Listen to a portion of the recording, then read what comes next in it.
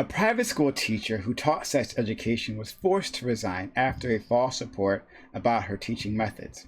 The conservative press smeared her and implied that she taught first graders about masturbation. Parents became outraged, and eventually the teacher was forced out of the school. But should parents have any say in sex education? They rarely have a say in any other part of the curriculum, so why is sex education different? Do parents necessarily know what's best for their child? Which is the fun part. That was the fun question I wanted to end there, like a bomb I wanted to throw. So okay, great. Yeah, so it's a pretty simple setup. Yeah, this woman was, I believe it was a New York school, if I'm not mistaken, but she, yeah, like apparently to all reports, was a stellar teacher otherwise, um, but there was a like a Zoom type call, and then parents saw her presentation, I guess, and then like the conservative news got a hold of it, and they started making some accusations. Other people who've seen the presentation have said it wasn't appropriate, but whatever. But like it kind of like ended this woman's career. She's now doing other things, but yeah, I was wondering, do parents know best when it comes to these type of stuff? All right, I'm sorry, I can hear someone breathing like on their mic. But yeah, That might be me, sorry. yeah, I will mute. sure, no problem. Okay, let's go to we'll do introductions first, right? So let's go to Josie. I thought we just did an introduction of the topic. Yeah. Okay, yeah, that's right. Sorry, it's like it's not like I've done the last couple of months of these. So anyways, um I honestly like these things are very interesting, and I like how you like use one story as an example of something that has been happening across this country, and the idea about like cancel culture and how like the conservatives try to put an ideology out that, oh, the left is only doing this, but yet they actually use real life things like sex education to create as a cudgel, so it scares other teachers to be like, "Oh, I can't teach about this, even though as right as it might be, I better not because I'm going to be fired." And it's kind of like I feel like there may have been some examples being made of somebody, and that was probably out what was happening there. But as far as like the overall picture, like not always do parents know best. Sometimes they can be extremely bigoted. Like sometimes a parent can say, yes, my kid can have these puberty blockers and they know what's best for their child. And then there's parents who are like, no, I'm not going to give these kids a puberty blocker. It's like, okay, maybe those don't know what's best. So it's a very objective question. And I'm really excited about where we're going to go in this conversation. And I think there's a lot of really good intellectual stems that can stem this conversation. So, Thank you, thank yeah. you. BX Bullet. Yeah, so I'm a little, I don't know, so I'm reading your topic and I'm confused at the wording of it because it implies that she didn't actually do what she was accused of doing. But when I researched this, like, I followed your link, which was to Yahoo News, and then I also went to the other extreme, which was like Fox News, and I looked at both sides, and then I actually saw the presentation myself. So like, it seems like she did actually teach the things they were accusing her of teaching. I'm a mom. I don't know if anybody else is a parent here. I'm a parent here. And personally, me, like, no, I don't think that it's appropriate to teach first graders about touching themselves without parental consent. I think that it's paramount that they obtain consent. I mean, and when I was a kid, my parents had to consent to sex education too. And, and it definitely wasn't so young. I mean, I think we were like the fifth grade. I think first grade is definitely too young to be doing that kind of stuff without parental consent. I know personally, if my first grader came home and said, "Hey, mommy, we learned about touching ourselves in school today," I'd be like, "Put your fucking shoes on, because we're gonna go to the fucking school." Like, I know that personally for me, I can understand why that would anger parents because they weren't informed about it. And then when it comes to the other class, so I think that there's some clarification that needs to be made, because the initial Zoom meeting that she had with like 16 and 17-year-olds that was compulsory was actually on porn literacy or something, which when I read it, porn literacy and consent, to me, I was like, okay, they're going to talk about revenge porn and like how to be responsible with like sexting and like the consequences of things leaking on the internet and stuff like that, which I think is important for kids that age to learn. But it wasn't. It was actually really cringe. It was like, here's Pornhub's most searched topics, anal and incest porn and like just weird stuff that to me as a parent, I would have probably not seen eye to eye with that either. And, before you say this was a conservative press attack on her, I saw the slide. So like, I actually searched it out and found what was making people mad. And I couldn't help but agree that I thought it was inappropriate. And at the very least, they should have had parental consent there. And the question of, do parents know what's best for their kid? Maybe, maybe not, but that's not for you to say. As long as the kid's not being put in any kind of danger, as far that's what America's all about. That's freedom to raise your children how you want. There might be parents who object for, religious reasons, and we have to respect that. So yes, parental input is paramount in the situation. So we'll talk about the facts of the case after. We'll discuss, but we can, work this out. Well, I think it's important that people know about the facts of the case before they start inputting. Like, I'll jump in. We can have a conversation about what actually happened later on. I was just saying, like, I was going to go first. Okay. Yeah. So let's go to Piper, please. Maddie's here. Okay, great. Yeah, no, I was going to say Maddie's here before I started talking as well. Sorry. But so the question kind of asks for me, right? Is it's this whole idea of parental input within the education system, which then further leads to this idea of like, do parents necessarily know what's best for their child? And I would be inclined to disagree. I would think parents probably shouldn't have a say in sex education and most other types of education. I think if we want to change what's taught in schools, we should do it democratically. I love democracy. So that might be a bias of mine, but yeah, I think if a parent doesn't like what's being taught, they should try and find a way to change it without necessarily throwing a fit per se. Yeah, please. All right, thank you. Let's go to Tiffany.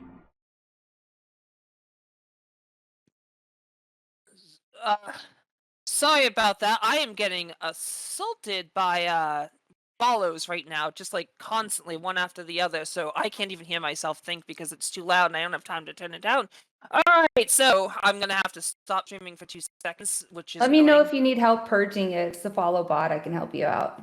I don't know if it's a follow bot. If it is, then I hope they die in a fire. Anyways, which is okay to say because it's a bot, and the person who made it should get their like genitals ripped off.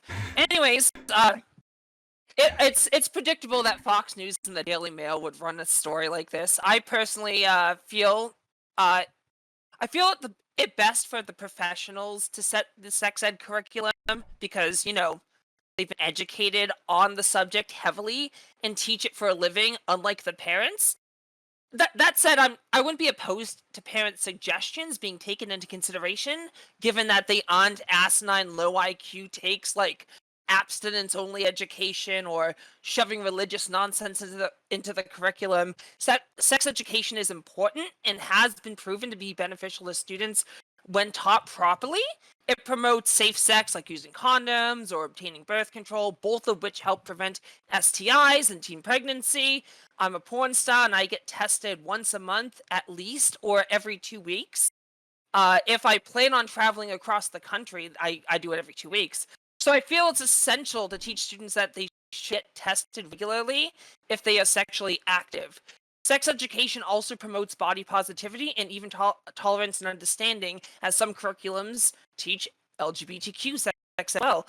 There are numerous studies that substantiate my argument, including one showing that students who are taught abstinence-only education will only still have, not only will they still have sexual intercourse, but are more likely to do so without protection. And the people who push for this kind of sexual education are parents who I wouldn't be surprised lacked sex education themselves growing up. The kind of input has been proved to harm children and students, not help them. Additionally, it's a fact that masturbation is healthy. So even if she was teaching students who, by the way, were juniors and seniors who I'm already sure are well aware of what masturbation is, I still think she should have kept her job and not garnered such unnecessary backlash. The article states that her teaching fell under HWO guidelines, and that according to multiple sex educators, there was nothing inappropriate about her class, including the one in this article, the one that is referred to in this article. She was thrown under the bus by the headmaster and wrongfully pushed out, and that's my opinion. I think you meant WHO, the World Health Organization, but What did I say? you said I said HWO. WHO. Yeah, don't worry about it. No, it's cool. Did I say HWO? Yeah. Don't sweat it. But oh, sorry, that's my new subscription service. What I meant was WHO, the World Health Organization. Isn't she the best? Okay. I adore Tiffany. Let's go to Elvedy, please. So yeah, I definitely believe that parents don't necessarily know what's best for their children, because yeah, you might have seen them grow, but each children is an individual at first, so they have like there's no way for a parent to know every single aspect of their child's personality. But regarding the issue in itself, I think this could have been avoided by perhaps letting the parents know beforehand that this topic was going to be introduced to the children, and like just letting them know, so that if there is any issue, or if they want to have any sort of say or input regarding the way it's going to be taught or introduced to the children, they could say that beforehand. So yeah, it was definitely a little, like, it went a little overboard by firing her. So yeah, I don't think there is anything wrong with teaching sexual education. I actually think it's very positive, because it has been proven that teaching sexual education helps preventing STDs and teen pregnancies. So yeah. Thanks so much. Zonia. Yeah, so this is obviously there's a little bit of a balance, right? Because you're going to need some kind of parental input on education in general. That's why there's parent-teacher associations, and we don't want to take that away. But at the same time, there should be sort of baseline requirements for sexual education. Sexual education, at least in the U.S., is not in our Common Core, and what we have, for instance, here in California in 2016, we actually implemented a standardized sexual education requirement for public schools. Now, obviously, this is a private school that's mentioned, so the conditions are very different there, and the parents have much more control over what happens in a private school because they're paying for the education directly. But in terms of general public education here in the US, it's funded by the taxpayers, right? Particularly mostly by property taxes. And so therefore, since everybody is chipping in, you can run into problems where there are obviously religious concerns and such, where people are trying to significantly change the education because they don't want their child subjected to it, but that also affects other people whose children are going there, and it's paid for by everybody who owns property in the region, right? So there needs to be sort of a standardized minimum set of requirements for sexual education. And I've heard of people talking about how there should be like you can opt your child out of sexual education. But at the same time, this is something that actually greatly impacts the US overall in terms of pregnancies. It's like 18 out of every 1,000 teen girls ends up pregnant. And we have over 130,000 children in the US waiting for homes, that are orphan children.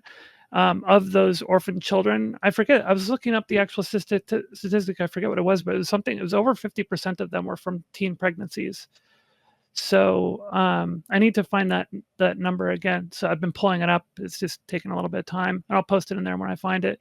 So this obviously has negative impacts, and a lot of these situations with orphan children and with teen pregnancies in general, also a lot of taxpayer dollars go into supporting both the teen parent as well as the orphanages, right, or the foster system, right? And so that is another taxpayer impact. So we do need to come up with a standardized set where it cannot be superseded by parents. at least with like baseline requirements, so that we can have enough basic education on the matter for children to be a little more safer, more responsible, and for it to be less of an economic impact on everybody as a whole. Thank you so much. Next, we have Maddie Cakes, who's joining us. I'm so excited to have her, as always, right? Like a bright burst of sunshine into my life all the time. And she's here with us once again at like 20 FPS. Okay. Maddie, please introduce yourself and then talk about the topic. Yeah, hi, I'm Maddie. I stream a lot about politics, economics, news. Yesterday, I just did a big healthcare mega stream in support of Medicare for All. And you can thank our very own PrimeCayes for directing me to the organization Be a Hero, who I worked with on that stream. Josie was actually a guest, and she was phenomenal. So yeah, I'm everywhere. But yeah, sex education. I am such a staunch proponent of comprehensive sex education in our schools. I think it is an integral component of just educating the next generation. If we want to look at the quantitative evidence for why this is the most effective strategy, in states or areas where sex education or comprehensive sex education that goes beyond the simple abstinence only is taught and mandated, they have fewer unwanted pregnancies, they have fewer abortions, they have fewer STDs. I mean, like, you could make a data case for it. But then also, I think the risk we run when we leave everything up to parents is that a lot of parents will say, I don't want my kid learning that in school. It should be a conversation at home. But then that conversation doesn't happen. Or that conversation is incorrect, and the children are given incorrect, like, false information that then could be potentially damaging, especially if those kids then like enter adulthood not knowing how any of this works or having these preconceived notions that aren't grounded in reality. So it's really important. I mean, if we think of education as like a holistic thing, we think that, like, of course we need to teach our kids about like how to do like basic math. Of course we need to teach our kids about like history, about how to read and write. Why wouldn't we teach them about their bodies, about just human sexuality, so that when they then become adults, they are in a position to like be healthy, happy adults, including having a healthy, well-rounded understanding of their sexuality and like human sexuality. So yeah, and I think, you know, people get squeamish about it because, like, ew, penis, vagina, gross. But get over it. It's important to learn. No, I'm just kidding. So yeah, that's my opening statement. Okay, thanks so much. All right, open to the panel. Yeah. I feel like everybody's got pretty much the same points, and I should like reiterate that I agree that sex education is important, and, you know, prevents teen pregnancies and prevents STIs and all that stuff. So I definitely don't object to that. I do object to teaching it to first graders. That's too young, in my opinion. Some first graders might be, you know, experimenting with, you know, and curious, and others might not. So you don't want to put something in their head that's not already there. And that's why I think that at that age should be definitely left to parental discretion, if even thought about, you know, teaching that at all at that age. I think that first grade is just too young. But as far as, you know, do parents know best? You know, that's not anybody's place to say. And, you know, in my opinion, I don't, you know, I understand what you guys are saying. It's like, oh, you know, this is really good for your kids. And you can work on educating parents. You can work on teaching parents why it's good for their kids, and trying to convince them of this. But ultimately, the parents need to be able to have a say in the upbringing of their child. And that's just the way it is, especially with topics like this that breach on morality. These aren't topics that are solely based on education. These are moral topics. And a lot of people have different opinions about it. Some parents really might want to have that conversation with their kids themselves. And it's not the school's right to take that away from them. I mean, just because a school teaches sex education doesn't mean the the parent can't also talk about sex with their kid. It's not like That's they'll true, one or but they the might other. want that chance to do that first. And if the kid comes home one day and says, "Hey, we talked about sex ed today," I can understand why the parents would be upset. I think that it's pretty standard for parents to consent to sex ed, like around the country. Pretty sure. It's been, yeah. I mean, I know so I grew up in California. Me and Zonia actually live like an hour away from each other. 45 minutes with how I drive if there's no traffic. But I remember like you had to opt in, and I think there were a couple students when I was growing up, and I'm in like liberal California, right? Who opted out of sex ed, and I believe our sex ed started in either 4th or 5th grade. But I have an interesting story to sort of make you think differently about this too. So I weirdly remember the conversation with my mom when I asked her how babies were made. It was I was 4, and I just point blank asked, because I was like, "Mom, if people want a baby, do you just like wish really hard and like you get the baby?" And she's like, "No. And I remember her like sitting me down and explaining it in like the most just anatomical terms about like, yeah, so like women have eggs and they're in your and then like men have and like they have to fertilize the egg just like any other animal. It just happens differently. And like the way she's like, so it was funny because I was so young, I didn't like connect it with like sexuality necessarily. It was just like, oh, Yeah, right. okay, That's like how it that's should how be bodies at that work. age, yeah. Yeah. Well, that's cute because like like I have I'll finish. Let you finish. Go ahead. yeah, no, and I'm just saying like I think because I agree. I think like especially when they're that young, it needs to be talked about like thoughtfully. And there Right. might be a difference between like sexuality, like teaching about sexuality versus sexual Prediction. organs and like Right. Agree. I exactly. have a So 4-year-old yeah, I think daughter right I can now, see what you mean. and Oh yeah, so she asks me that stuff all the time. She's very smart, and I hang it over her head. I'm like, listen, kid, like I carried you around right here for 9 months. You kicked me the entire time, and then I say that to her all the time, just kind of like jokingly. And then the other day, she asked me, well, how did I get out? And I was like, well, the doctor took you out. I pushed you out. And I kind of just explained to her, just how, because I don't want her to have these weird myths about that. But at the same time, I feel like our generation, my generation, has come a long way over like our parents' generation who were very taboo and weird. And I do think that there are still people out there like that, but for the most part, the millennials and such, they're not as weird and taboo about it. Most of us don't want our kids growing up with weird stork myths. Most of us would rather just be very blunt about it. So I think that there's a generational difference now that we're seeing. And most parents that I know are the same as me. They're not, you guys are framing these people who object as like these, oh my gosh, sex. Oh, think of the children. I mean, it's not like that. It's not like that. We just want to know what our kids are being exposed to so that we can have an interactive role in our kids' development. And there's nothing wrong with wanting to do that. In fact, you could also see that as a divergence from previous generations who mainly trusted everything to the school, didn't want to have anything to do with it. And so I think that nowadays it's more common for people to want to have this kind of like, mutual upbringing. They want to have a role in their kids' development. I don't think anything's wrong with that at all.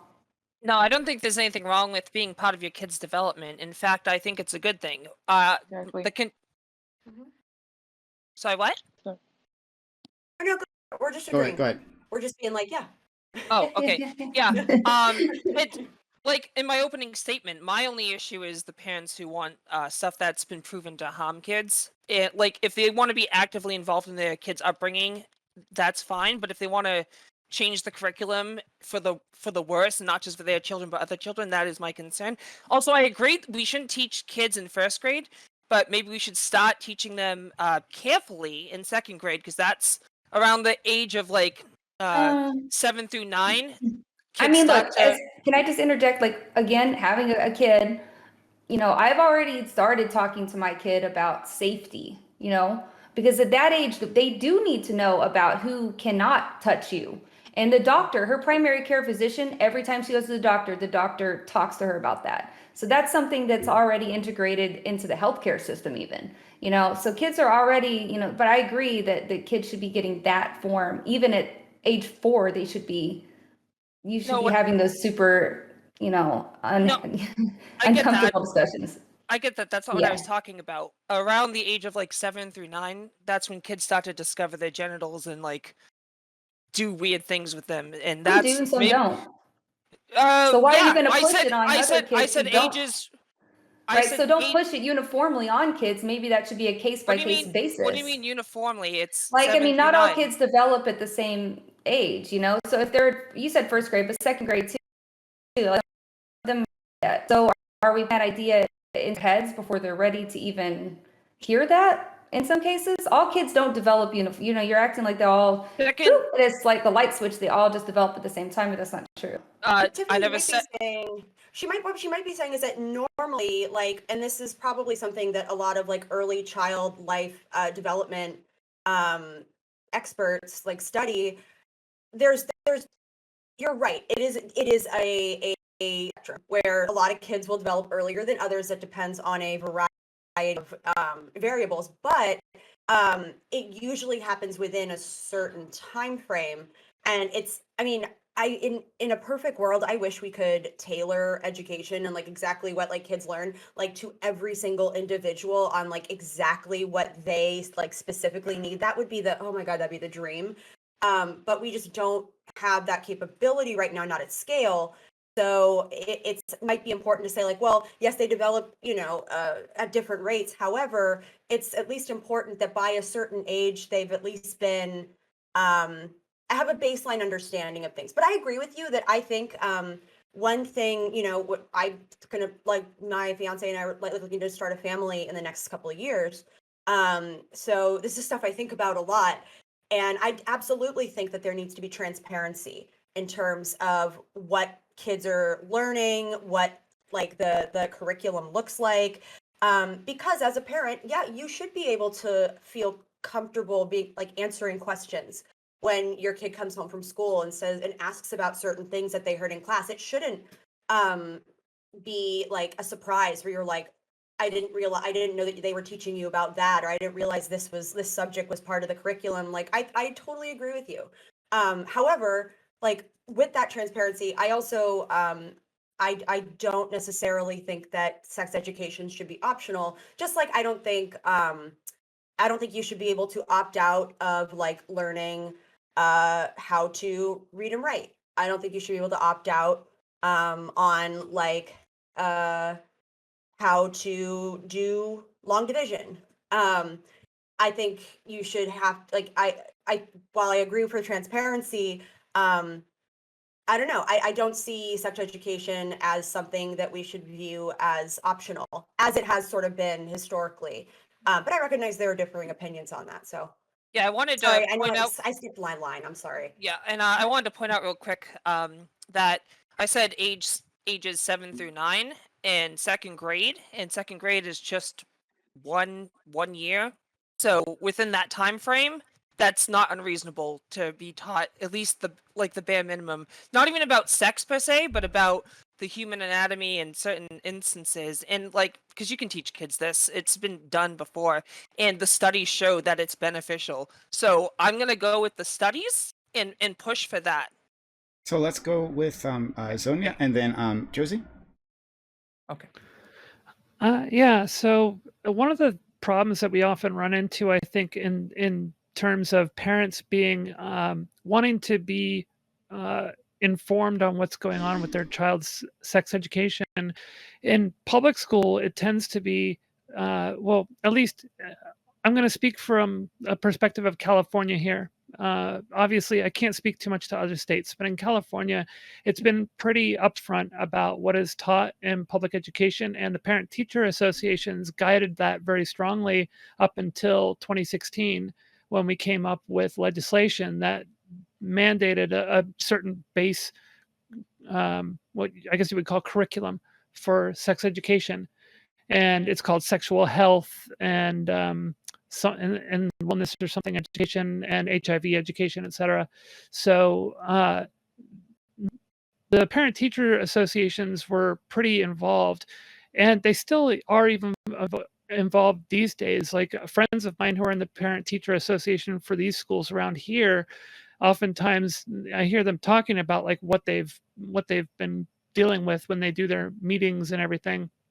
So they're still pretty involved with sex education even now. And obviously that's where these things are going to come down to being, clearly translated to parents, because the parents who are involved in the Parent-Teacher Association, they can require that the teachers tell them about any changes to the curriculum and what's being taught, and provide like an actual update, like a news update or something on it, let them know, and let them give them the opportunity to have input on it.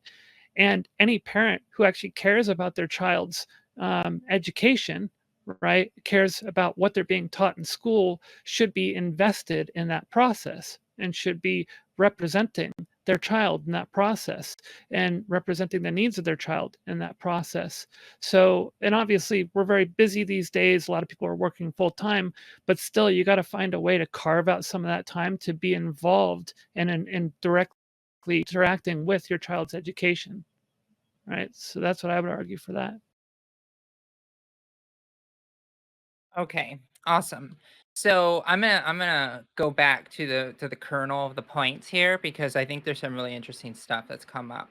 So first, this was a preparatory school, and I just want to acknowledge that 1 year of this school is $48,000 roughly right now. And they teach, and they also teach school from like K through pre-K to 12 or 11th Did you grade. say 48,000? 48,000. Yeah, well, a little less Jesus than that, Christ. but yeah, And Barron Trump apparently went there. So yeah, yeah. exactly. Jeez Louise. So I do find it very interesting. It's like, these parents are, they had 100% ability. They know what that school was doing. And I just find it interesting that it was a very wealthy school that had their own private curriculum. And then I see this getting spouted out across the country as like, this is a more of a critique on the sex education and the leftist agenda. Because if you look at the outlets that published this, you can see that a lot of it was slanted in conservative media. I was researching while all of you were talking earlier on this stuff. And so looking at all of that thing, but I'm going to go back, because one thing and no offense, Bullet, but with the guns in the background, I kind of see where you're standing. I want What to does that bring mean? it back. Wait, hold on. Well, What does I that mean, mean? the Whoa, conservative, back up. conservative. I'm not a conservative, but it's nice of you Oh. to I inflict that feel like, judgment especially onto on me. Hey, Twitch, on I Twitch have there's a guns, lot of and I'm not a leftist I love conservative. being judged by people pro-gun who don't even know people. me. Okay. It's my Okay. favorite All thing right. in the I'm a world. leftist and I'm pro-gun. Okay. Fair Yeah, I enough. know a lot Fair of There's enough. plenty of pro-gun leftists who are pro-gun. Yeah, Excuse I'm not me. one of them. I feel like that All was right. directed I specifically at apologize. me. Yeah, sure. There I are plenty of apologize for the leftists who are meme. pro-gun, especially here in That's Texas. fair. I'm not I'm a leftist veteran. either. I'm originalist I'm from the type of Texas. person who just likes to think for myself and use my own brain rather than putting myself in a useless political Okay. bucket that does nothing to further Okay. society. Okay. So I apologize. I just kind of went there because I think of like CTV, so maybe I got some trigger flashes from that conversation. So anyways, you talk about like parents know what they're talking about, and about this judgment, and like when you're talking about a public health thing like sex, you're just like, no, the institution should not be able to do that, and the parents know best. But there was a case in I said that the Arkansas. parents should be allowed to have a say in it. That's all I said. Sure, and that okay. I So didn't in a say no case- sex ed. I didn't say that. I Okay, said the okay, parents fair should have enough. a say in it. Fair enough, and but that could lead to potential health risk later if the parent doesn't teach that, which you agreed to before. So I have a question about this then. So in Arkansas, there are thousands of parents that consented and believe that transitional care is the best form of treatment for their children, but the lawmakers in Arkansas said that those parents don't know best, and they literally rip their medicine away from them. Do you agree or disagree with Oh, that? I feel like that's a sentiment? hell of a pivot. No, it's And not, I know because what it's you're talk trying about to parents. do. You're talking about parents. You're talking about parents know best. This has nothing to do with, So we're talking yes, about it the public does. education system, so I'd And prefer we're to talking keep about it public focused on the health. topic No. at hand. Public health is sex ed. That's the only reason we teach it, is because it's sex education, which is taught in health. So it's a public health issue to teach there's also children. biological reasons to teach, I mean, kids get science lessons too. You do realize that, right? So yeah, I do, but I'm just asking you a direct question. Do parents know best in that situation, or parents know best in this situation? Because that I lack never of said that parents know consistency, best. In fact, what I said was, I don't think you it's said fair that to they say should have that a parents always choice. know best. I do But think you the said parents that should they have a should, say in what their children are being taught through the public education system. because I they don't know know how best. that wasn't clear. Because they I know didn't say best. that they always know best, but it's the Well, parents' then, decision how to upbring their children when it comes to their the education opinion, system. but their opinion causes damage I if it's see you wrong. trying to build a straw man to attack it, I'm and I'm not just not building going a to give straw that to you. man. I'm not building clearly a straw are. man. So you're pivoting away from the question completely. No, you're pivoting away and trying to No, I'm build trying up a to make straw sure that man your and logic try to is attack consistent. that. Your logic isn't consistent. My logic That's is, what I'm you don't trying know to what my say. logic is. You haven't Your even logic gotten an is answer parents from me know yet. here, I but they didn't don't say over that. here. You're putting words in my mouth. I did not say that. I said Okay. that I don't think it's All fair right. to say that parents always I'll know best. let other people. These were my exact continue this words. line I of said parents may not always know best, but they should still have a say in what the education system is teaching their children when it comes to sex ed. It was pretty clear. I don't know why you're misinterpreting that. I'm sorry you can't listen. So we're going to go to Piper, then Elvity, and then Ninetails. I think this is actually a really I've come up with an idea I think is cool. But I don't know what everyone else is gonna think. And I think actually BX Bullet touched on it a little, which is that to me it seems sex is almost encompassing too much for one class. It's trying to simultaneously teach about sexuality and also teach about your biological functions of your organs. So I'm wondering what people around here might think about potentially splitting our current form of sex ed into like two different classes. And you might be thinking, shit, we already have too many classes as is, which is a fair criticism. But I kind of want to exercise this idea, right?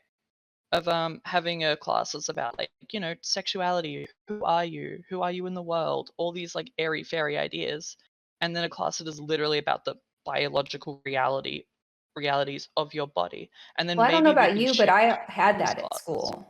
Like we had separate classes. One was, and they were different ages too. Like, so I did not. We had PDHPE, and we go into PDE, and they just teach us about sport, sex, and like who we are and mental health, like all at once. Not at once, obviously, but like within one class. So maybe it's different in America. I'm not from America. I'm from Australia. So maybe I just threw a point into the air and it landed on nothing. I've never heard of what you're talking about. Going through an American education system. So if you could expand on these classes you're talking about, PX. Well, I was just talking about the difference between, I think we touched on it earlier, the difference between like sexuality and biological function, right? Mm-hmm. Like one of them's in science class and one of them's in sex ed class, right? Oh, okay. So you're saying, I thought that's what she was saying. yeah, Piper, is that what you're asking? Like a biology class, or? I mean, it's just like in PDHP, we learnt about like in Australia, we learned about, at least at my school, we learned about like animal organs and all this stuff within PE, as well as sexuality and all this stuff, and they were kind of lumped into the same general sex ed kind of class. But my ed wasn't very good. We did have someone put on a presentation talking about how the best form of reception is abstinence. So maybe I'm just a mind at my school. I mean, I'm not going to get that puritanical. I don't think that we should be teaching kids that, about abstinence, like as if it's like all the end all be all. But I also don't think that discussion needs to be had until kids are entering puberty. And again, like this question was framed as first graders, and I just think first graders are too young to be talking about anything besides good touch, bad touch.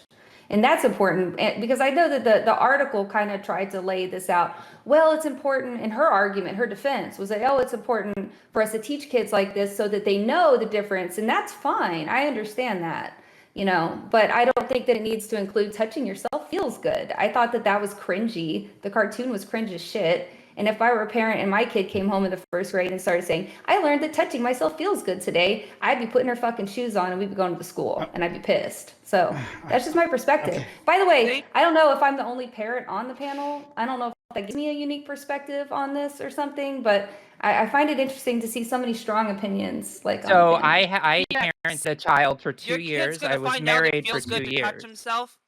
And that's fine. And when Watch that out. happens, and when that Yeah, happens, so then I think that's when it's appropriate to touch the subject, because you're acting like it's, so you're kind of contradicting yourself. Can I Oh, point wait, this out? are you saying it's Because okay to like tell your kid after the fact? So after your kid has sex unprotected, then it's okay to they're tell in your the kid first about. grade. Finish. They are Okay. not Yeah, having finish. sex. Well, let's hope. But hold on, puberty hold on. can Let's hope start not. at the Okay. age So of no, 14. so okay, so I was gonna wait, but I'll have If your to. first grader is having sex, you need to figure out why the hell your teachers aren't watching your damn kid. What? Because the first grader can't even go off on their own. What?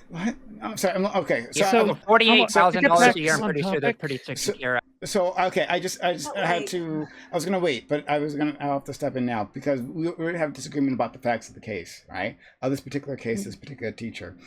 So there was a cartoon, and it explained to kids, right, that talked about like the anatomically correct names of like their body parts, and explained that like it's fine to touch yourself, but if you do that in private. However, it wasn't encouraging them to do masturbation or anything like that.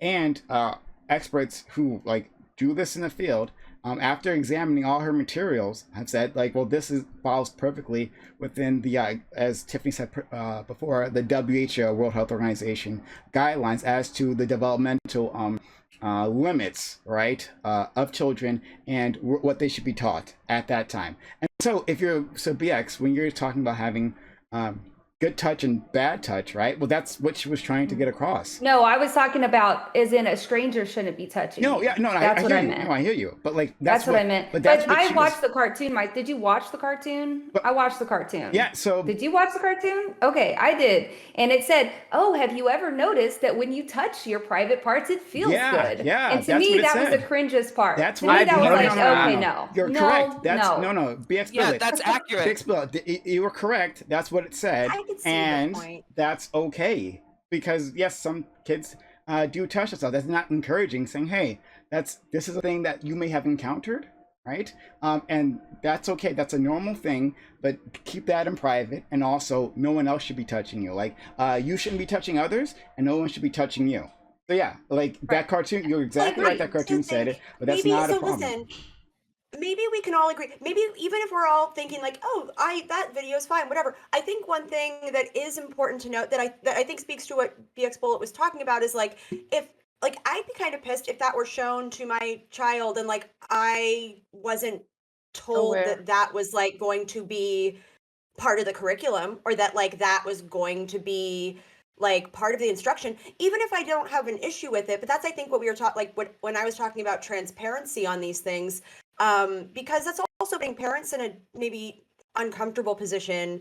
If their kid watches that and the kid comes home and is asking their parents about this, and all of a sudden the parents like, you learned what? Because out of context, without thinking like, oh, it was taught like in strict, I don't know, like it was part of the class thing. Yeah, I would be asking a lot of questions too and kind of pissed. So I don't necessarily have an issue with like talking to kids about this stuff and teaching it and including it as part of the curriculum.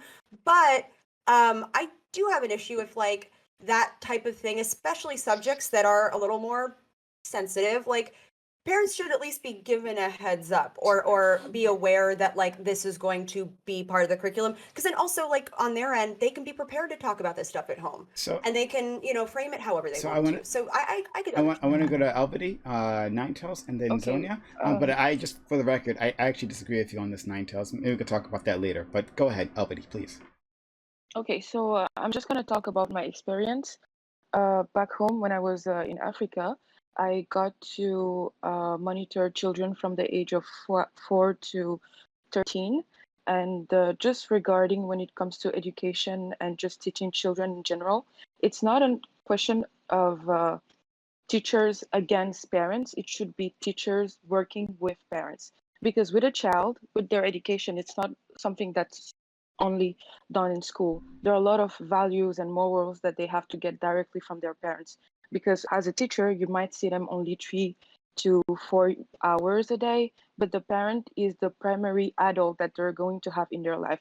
They're the first example of of a functioning human being that they have as soon as they are born. So a parent has to be involved in a child's education in order to just to help them progress and have success. But it is true though that parents don't always know best, and I've had a lot of experiences where I had to disagree with parents who were doing things that were obviously harmful to their child.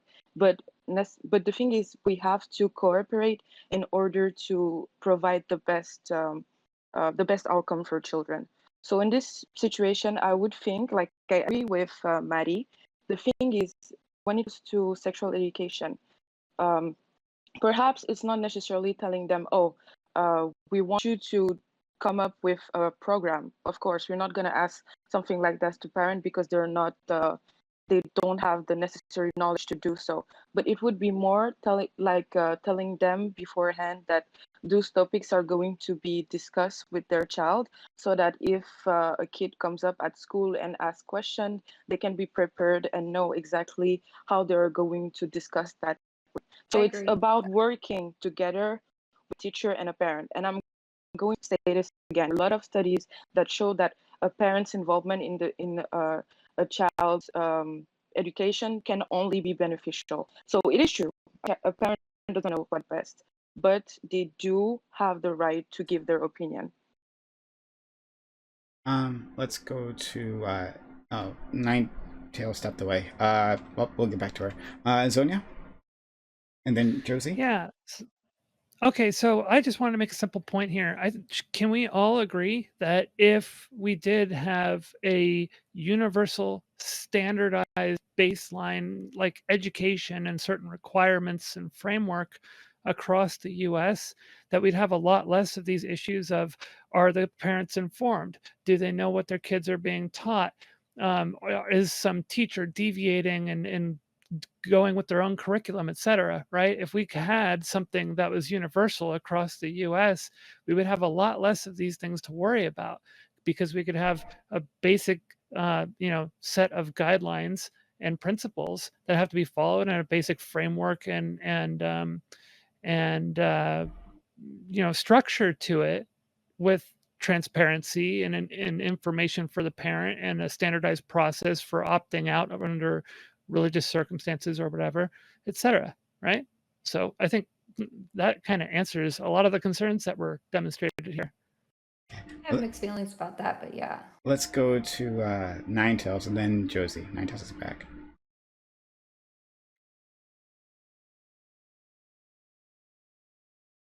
Nine Tails, I don't hear you.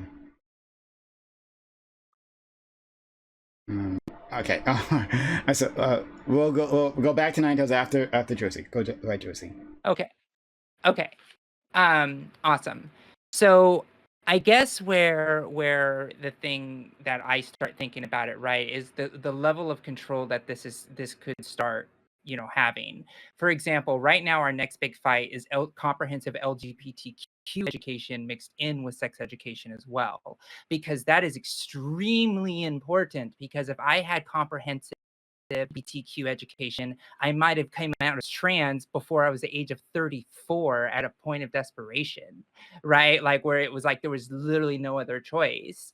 So for me, as long as we're able to agree to have comprehensive education that includes that comprehensive education as well as part of the curriculum, and we say this is federally mandated and that's what it's going to be, and if you're paying $48,000 a year to go to a private school, maybe you might have more of a say, but we need to make sure that there's public mandates in that way. And I hope that everybody could agree that comprehensive LGBTQ education is important. Okay. Let's go to Nine Tails. You work it out, maybe? Yeah, I assume you can hear me now, but did you hear me when I was talking while Maddie was talking? Because you said you disagreed with me, so. Did I? I said I disagreed with Maddie. No, you said Nine No, Tails. you That's said why That's I it, was. Nine Yeah, you Tails? said Nine Tails. I said We're all I'm confused sorry. by that. I meant to Yeah. say that Nine Tails on the We list. just look so But alike Maddie, together. but I disagree with Maddie. I'm sorry. So what's yeah, go ahead. funny is I was just ranting about how hard it was for me to get a turn, just to put things nicely. And so I thought you had heard that, and I had just spoken over Maddie the whole time. So yeah, I thought I was like caught in the act almost. Oh my god. Can you come back to me? I put my phone way over there and it has my notes on it. Okay. So then I'll say more stuff. Let's- So like Well, I have a question. hold on, I actually I wanted to get Oh. this out quickly. Okay. Because Sure thing. yeah, I don't think so. First of all, we tell parents that they don't know what's best for their children all the time, right? That's why we have like regulations, laws about the treatment of children.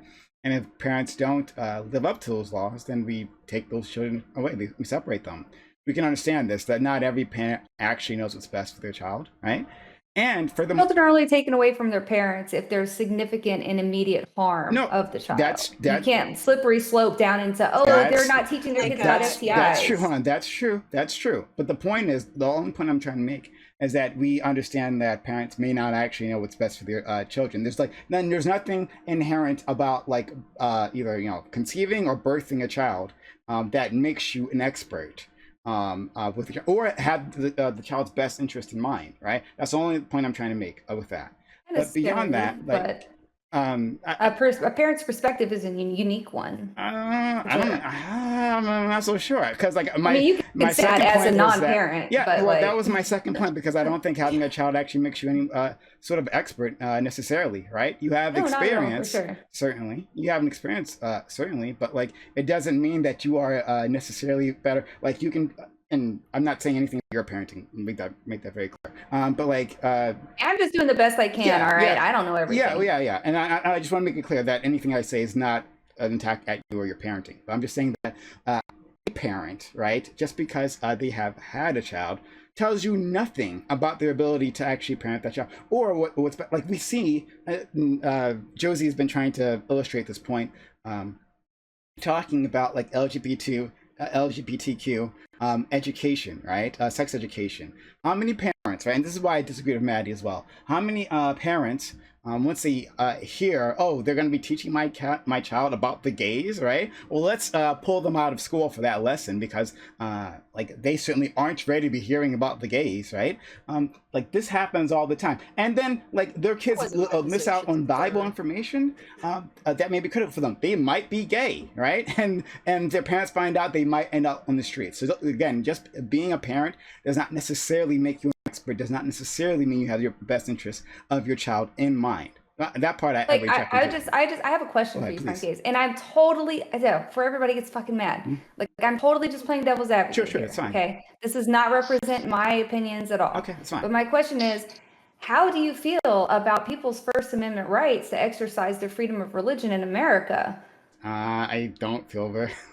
Okay, here. No. Actually, let me pull back. Let me pull back. I'm just asking. I'm just asking. I know. I'm trying to answer your question. I'm trying to answer your question. I was going to do a meme. Will object for religious reasons. I just want to know where you stand. I was going to like give like a meme answer there, but like I'm going to pull back and try it again. One, I think that people should be able to exercise their own beliefs, but understanding that those beliefs are moderated by the expectations and necessities of the society around them. So, like, can you go to church, right, and worship the Lord? That's fine. Okay, great, right? Can you keep your child from hearing necessary information, right, that might keep them from becoming a parent too soon, that might keep them from contracting a deadly disease, which might save their lives, as like letting them know that trans people are a thing and it's okay to be trans? Are you allowed to do that because of your religion? Fuck no. So that's my boundaries there. I'm wondering where you stood on that. Yeah, I agree. If your religion clarify? Can I just clarify really quickly? Oh, I'll go after you. If your religion infringes on the rights of other people, then it's... How does it infringe on the rights of other people, though, if it's just something that you don't want your kid to be taught in school? Are we on a new topic, by the way? Just because Prime literally just said if you don't teach kids about LGBT people, they might grow up attacking LGBT people. Hypotheticals do not constitute an infringement It's not of the hypothetical. You want to see the rate of murders for trans people? You want Yeah, suicide I'm rate 100% 9 for people times? having 100% right to And do whatever they transpanic want to fence. do without Listen. infringing on the rights of others, and that No, includes listen. Also, she having specifically said agendas. she was playing devil's advocate. Yeah, I'm Just just so curious. No, that was not the devil's I'm advocate. not That was religious at passion. all. Okay, I'm Yeah. just curious how you feel because Well, I I do mean, I think thought that there that is. was like Hold on, crafty hold on. and smart. This doesn't I seem think anything that like the there's devil's advocate.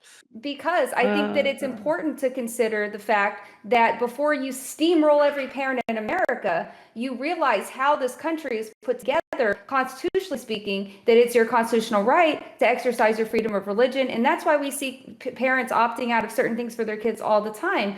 And that's an important thing to keep in mind when you're approaching these situations. I see you, some of you look like your heads are exploding, but this is one of the obstacles that you're going to face when you're trying to steamroll religion, steamroll education, and just have a blanket lesson for morality that you teach everybody. We already have hard data that shows that those beliefs are people. Okay, like children die 9 times more likely to commit suicide because of those beliefs, and those infringement of those beliefs save children's lives. It is proven data quantitatively. So there is nothing that says opposite. And that's why it's dangerous, because it's literally children dying because of beliefs that other people have for other people. And that's just not okay. I'm a survivor. I'm lucky to be alive. I know a lot of trans women that didn't make it. And it's because of those beliefs. So let's go to Maddie. By the way, Maddie, no hold on, freedom hold on, of okay, religion hold on, in America. Got it. Just want to make sure I understood what you said. No problem. Okay. So I just want to, some people need to jump in. So Maddie wanted to clarify something, then Piper wanted to jump in, and then hopefully Ninetales will be ready. Yeah. So I did want to clarify something. So when I was saying that I think parents, there should be transparency in terms of parents like being informed on what their kids are learning, that does not mean that I think they should be able to opt their children out of learning that. However, I think it's really important for that, like I think oh, hopefully I say this right, Elvedi. That's right. Okay. Just want to make sure I'm saying it right. I think you brought up a really good point that it's like, education isn't just you go to a school and that's just where you receive all your education, then you come home and it's separate. The best possible way to educate kids is to have it where parents and schools are working in tandem together so that they are a team in their child's development and education. Now, granted, I realize that's an idealistic view because there are a lot of parents who have bigoted views or kind of like puritanical opinions about a lot of things. So it's not something that's just easily, it's more easy said than done. But like, for example, I remember growing up, my parents every semester would go to, I think it was called back to school night, where you go, you meet your teachers, and the teachers like provided parents with a full like rundown overview of the curriculum and what we were going to be learning that semester, what we were going to be learning during that specific time period, so that parents were in the loop about these things. And I know, I mean, that was back in the 90s because I am an old, and like now there are a lot of like online platforms that keep parents in the loop about like what their kids are learning, what units they're currently working on. Like that is, I think, important, especially at young ages, especially when it's concerning subjects that like could bring up a lot of questions that I think parents want to be equipped to answer. And so I just want to make that clarification where when I say that I think it's important to keep parents in the loop, that doesn't mean that I think they should be able to opt their kids out of learning such education, just as I don't think they should be able to opt their kids out of learning math. Okay. So that was sort of where I draw the line, because I agree. And the exfoliate, tell me if I got any of that wrong, because I think I don't know. I think people are being a little uncharitable, and I think you brought up a really interesting question that is like relevant, especially in this country. I wasn't trying to trigger anybody. The question of it's important because it affects a lot of important. people. A lot of people hold that opinion. And so when you say that I want a universal education to cover morality, that's a pushback you're going to be getting. And that's all I was saying. That's why I prefaced it by saying I'm playing devil's advocate here. But you're using morality. No, but like in this But country, that is a question because no, people use hold that on. exemption for a lot Hold of on, things. hold on. We're not going to gloss over the fact that LGBTQ education is morality. That is a fact of life. LGBT people do exist. So it's not about like your the morality, not you, but the morality of religious people tend to try to trump the science and the understanding that people do exist.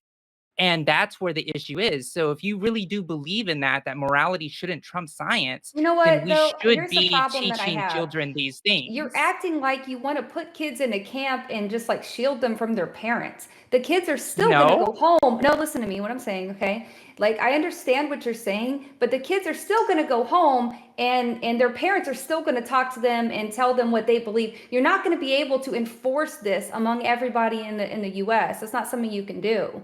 What are you So even talking if they about? get taught about it in school, it doesn't matter. They're still going to go home. You're acting like, because I think it's a disingenuous argument to say if you don't teach kids about this at the exact period of time between 7 and 9, they're going to grow up to, you know, So kill I knew I was themselves or whatever trans. you're saying. I knew I was trans at 8 years old. Okay. so All right, so So you I did. deserve so that so hold on. education. I So didn't get it because I lived in Texas. we got to go to Piper, and then Ninetales have been waiting patiently. I do want to make something very clear that my previous point was not that if you don't teach about trans kids that people will go up and murder trans kids. I'm saying if you don't teach trans kids about transness, then some of them will be trans, and they might hurt themselves or something else, right? If they don't have that Again, I feel education like in those that's just levels. a Okay, case that was by case no, basis, no. but okay. This wasn't to you. I was just making it clear what You my have point to was validate- previously. yeah. But okay, let's Like, go to they Piper. should know that these people exist, so they can be like, "Oh, what I'm feeling is like normal and not like." Yeah. So yeah. let's go to Piper and then Ninetales.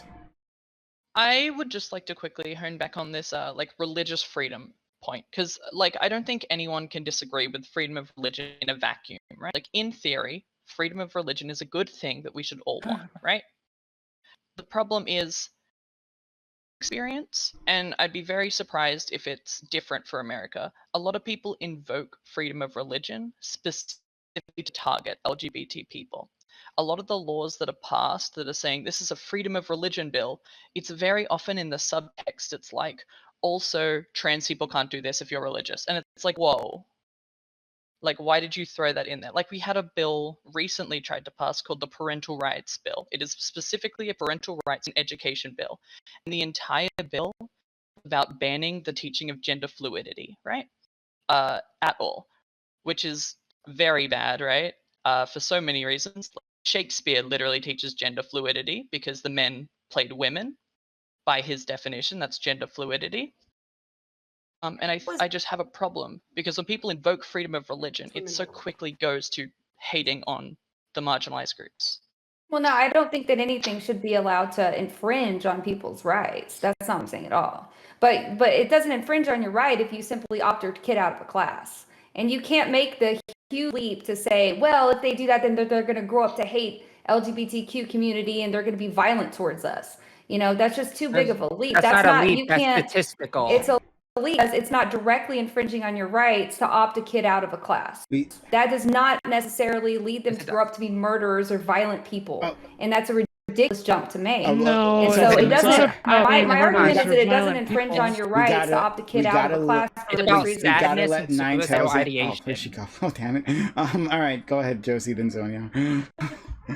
Well, no, it's about the fact that when we don't allow these children to actually get this education, they are more likely to hurt themselves. That is statistical proof. There is quantitative data that proves this.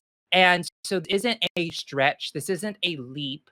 This is proven science. And the fact of the matter is, I knew when I was 8 years old, if somebody would have came up to me and was like, "Hey, Josie, are you a boy?" I would have been like, "There's a choice."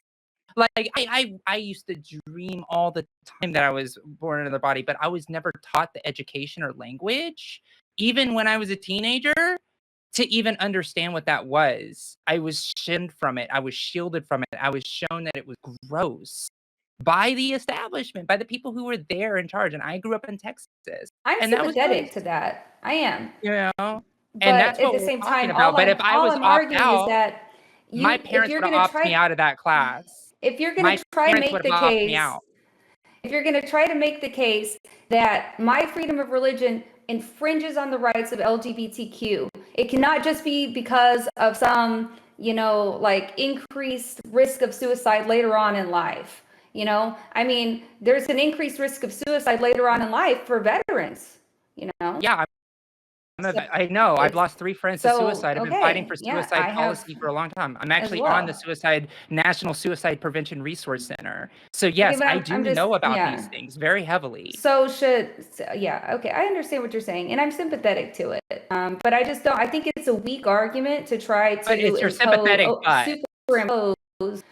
Okay, I think it's unfair to try to overrule parents' freedom of religion because it might infringe on your rights at some point in the future. So, but it's children's lives. I really want to. I know. I'm sorry. I just really want to get to Ninetails. She's right there. So Ninetails, are you there? Are you ready?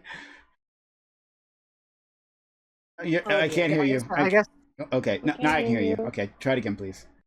I guess I'm just feeling a little bit too unstable right now. Okay. All right. Well then, Zonia previously had her hand up. Then we'll go to Tiffany. Okay. Yeah. So one thing I want to call out is that this isn't about I wanted to kind of address BX Bullet's pushback on this. So we do know that people who are not educated in the different types of sexuality and gender and the expression of sexuality do tend to grow up othering us, right? And so it doesn't necessarily cause them to be violent, but it does historically, we've been able to track this data-wise, it does statistically lead to people seeing us as being freaks, because the norm that most people are growing up, seeing around them regularly is typically the gender binary and more traditional sexual expression, and in media, etc., was always pretty heteronormative, right? And so that's what you grow up seeing. And as you experience people who are a little bit different, particularly like in school, for instance, we end up getting kind of singled out and othered and mistreated by the other kids because we're seen as being unusual. And this, it's something that they aren't necessarily socialized to and don't really have an understanding of. And to them, it's very different, and kids cohort together and start teasing the different kid, right? So the more that we can provide at least a basic education that socialize them to people like myself, for instance, who are, our gender is not really the strict binary that we were assigned at birth, right? And the more they're going to be able to empathize a little bit more with us, right, and be able to see us as being one of them.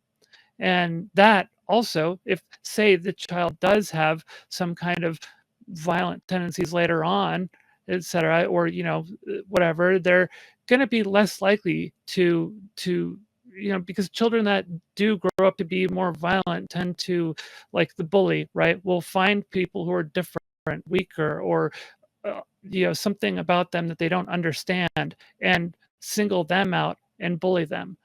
So the more we can socialize people to the differences in each other and have them empathize with each other, the less likely that they're going to be treating them as the other, and also the less likely that they're going to be bullying people as well, because they're going to be able to empathize with more people and varied people. So that's the kind of thing to keep in mind. It's about socializing people and empathizing with people to the various beautiful differences in people, right? Okay, thank you. Let's go to Tiffany, then Maddie. Okay. All right, so I just want to point out to everyone that I love the revelation that BX Chess gave us. She just laid it right on us. Your kids, after school, go home? No fucking way. Get out of here. Who would have known that? Holy shit. Sarcasm aside, though, no one is saying... Great point. Thank you for contributing to the conversation. I'm talking. If you could, shut it. Anyways, aside, no one is trying to say they want to keep your kid in an education bubble. No one's doing that. We know that when your kids go home, you're going to teach them what you want to teach. That's common knowledge. The fact I had to say that blows my fucking mind. First off, no one is attacking religious rights. We are talking about educating children, something you should probably want for your child. To remove your child from learning about LGBTQ people is nothing but harm. I never said that I was going to do that. But not you. But there are people who want to express their religious rights. Hey, let me ask you this, Tiffany. Since Hey, you know everybody what? already, hold on, let me ask you a It's question. like I'm still Hey, shut talking up or for a something. second. No. I have Let her finish. Let her finish, Whoa, and you can stop. ask the question, please. Go ahead. You interrupt so often. You're on the fucking back foot. All right, let's say your child learns about LGBTQ people in school, right? All that'll do is help them understand others and possibly themselves. Even if learning about LGBT people turn them gay, which it fucking doesn't, the only thing that would change is who'd be attracted to growing up. Removing them from the class will shelter them, possibly leading to them dehumanizing LGBT people. I don't know why you're yelling at me. I never said I wanted that for my Shut the child. fuck up. The fuck? Moderation, Prime. Come on, guys. Come on, guys. I mean, listen, shut up. she's Prime, literally just putting Prime? words in my Sorry, mouth. hold on. Hey, can I ask hold a on. question Oh, to no, the no, panel? wait a minute, hold on. No, Since no, you've no, no. already Prime? assumed everything about BX, my bullet. political... BX, you wanted my moderation. My moderation was, hey, let her finish, and then you can ask Let the her question. finish screaming and cussing me out and putting hold words in on, my mouth. hold on. Got it. Oh, Okay. she No, cussed? go ahead. Okay. Finish. Make Go yourself ahead. look bad. Hey, Go BX, for you it. have a learning problem, or at least a Come on, listening problem. just. Oh, get your really? I point. have a degree in science Just field. get Yeah, I your- actually Really? a bachelor's Oh degree boy! in Stop biology. it! Stop it! Stop it! Stop Hey, it! Stop if it! you have a Stop it! degree, maybe you Stop should it. Nope, see if you can nope, get a nope, refund nope, on nope, that. nope, nope. Yeah, that's so zing. Nope. Oh wow, Stop. such a great Great, comeback. hon. Josie liked it. I'll so. mute if I need to. Okay, great. So both with it. Look, get your point out. You got something to say to Bullet? Make your point. Just like, and no need to do personal attacks. Just make your point, please. Thank you. No, I'm trying to make my point, but someone keeps Don't interrupting. interrupt. And- Let her Because you're just finish. cussing me out and making absolutely no point. She can't help herself. She can't fucking Oh my stop. god. Holy shit! Oh my god. All right. Okay, go for it. Finish. So yeah, they could it could lead to them being dehumanized, calling them weirdos, different from me, ostracization. It could be bad. Additionally, if you pull them out, they might be in the community, LGBT, and they still won't learn about themselves until much later down the line, as Josie mentioned, which is actually really bad, especially for trans people. And coming out gets harder the older you get. So it's that was my point. You can just edit it to maybe be one thing without interruption. That would be great. Now, okay, can I respond? Please go ahead. I don't know why that was directed specifically towards me. All I was saying was that I was posing a question to the panel about religion of freedom and if parents should be able to opt their kids out. That was apparently very triggering for you guys. Now, I have a question for you, Tiffany, and possibly Josie as well. Since Josie already just assumed everything about my political leanings, have you already also made assumptions about my sexuality? Wait, I don't care about your sexuality. No, That's not the at topic. all. Okay. Whoa, Not at all. Okay. That wasn't the I topic. haven't- Who cares? Yeah, Oh, yeah. It wasn't, was it? Right. No. Not But that I'm attractive super to you, so I don't care. anti-LGBTQ. Go ahead. Go ahead and tell me that I'm anti-LGBTQ. Go ahead and No. yell at No me. one said I'm you not. were. Villain. You, one You said- said that yeah, directly to me. No, I don't care no. about your orientation Prime? because I'm not Can I Oh, attracted. okay. respond to I this, see. So now you're please? speaking more respectfully, Josie. No, Thank you. no. I see how I I was a always subhuman speak type of person. If respectfully. I was a straight I woman, I never can see said now that I that. was a villain for being assuming to be No. straight. And now that you're not assuming me to be straight, Wow. I'm no longer the villain. So go ahead. No, What? that's Can not I- the case That was either. directed Okay. at me. Can I respond to it? Oh boy. Yeah. Fine. Can I respond to it real Yeah. quick? Go ahead and be nice to me now. Yeah. There's no personal attacks. Just Like, make Show your it. true colors. Make your point. Go ahead. for Make it. your point, Tiffany. was my and then point. no. So Tiffany, and then Maddie, and Okay. then Piper. All right. First thing is, I wasn't saying you specifically didn't like LGBT people. I'm saying people. You're very for religious freedom, and I am as well to an extent. But some of those people will use their religious freedom to attack people and, like I said earlier, pull them out of classes, which could lead to nothing but bad stuff. That was what I was saying, not you specifically. The only thing I said You were about you was cussing me that out when you were doing it. So I uh, was swearing, but not at you. That's totally different. okay. Yeah. Yeah. Cussing doesn't mean at you. It just means Mhm. I'm cussing. Sure. Yeah, the only time I cussed at you is when you wouldn't stop talking. So if you want, I'll apologize for that. But yeah. Anyways, no one's triggered here. You're the one that keeps interrupting people. I just think that you're like, if your sexuality isn't even coming into this. Like, if you're pro LGBT, then that's great. But we're I saying am pro LGBTQ yeah, plus. but not everyone who expresses their religious freedom is, and that was Sorry the that point I was trying to add interest by introducing a conflicting viewpoint into the panel. I didn't realize that was going to be so explosive. Okay. Why are you getting so triggered? Me? Yeah, Yeah, as you. you can say, I'm. You As you defend can your see, I'm opinion. definitely Of triggered. what? You're all done. It's my Defend turn your to talk. opinion. You're all done. It's my Let's turn to go. talk. You We'll had your go. No, it's like. nine We will tails. go. Hold Nine on. tails. I thought you said I was Hold on. next. Hold on. I'll decide who goes next. Thank you. Maddie, Piper, Ninetales. Go ahead, Maddie. Okay. Yeah. Yeah, guys, like, listen, I think there's a middle ground to be had here, but I also recognize for a lot of people discussing this, especially when you are, when you're a trans woman, like, you are constantly attacked, and the healthcare system, like, it's really difficult to like discuss in abstract whether or not we should allow parents to like allow their kids to like not know you exist or to not learn about it. And I recognize that like that conversation is really emotionally charged for good reason. So I think about it like this. And so I want to answer your question, BX Bullet, because I do think, like, even though I don't think any of us, I don't know that I don't support people being able to exempt their kids on religious grounds. And I don't know that anyone else does here, but that's a question that comes up quite frequently, especially in this country. So it's like, it's worthwhile to discuss, like, well, how do we combat this? Or like, what are the arguments for that? Because like, we need to be able to push back. So I would push back in this way. I would say, and this is in public schools, obviously. I think, private schools, it's trickier to deal with. But in public schools, I don't think parents should be able to exempt their kids from learning about, like, having comprehensive sex education, just like because of religious grounds.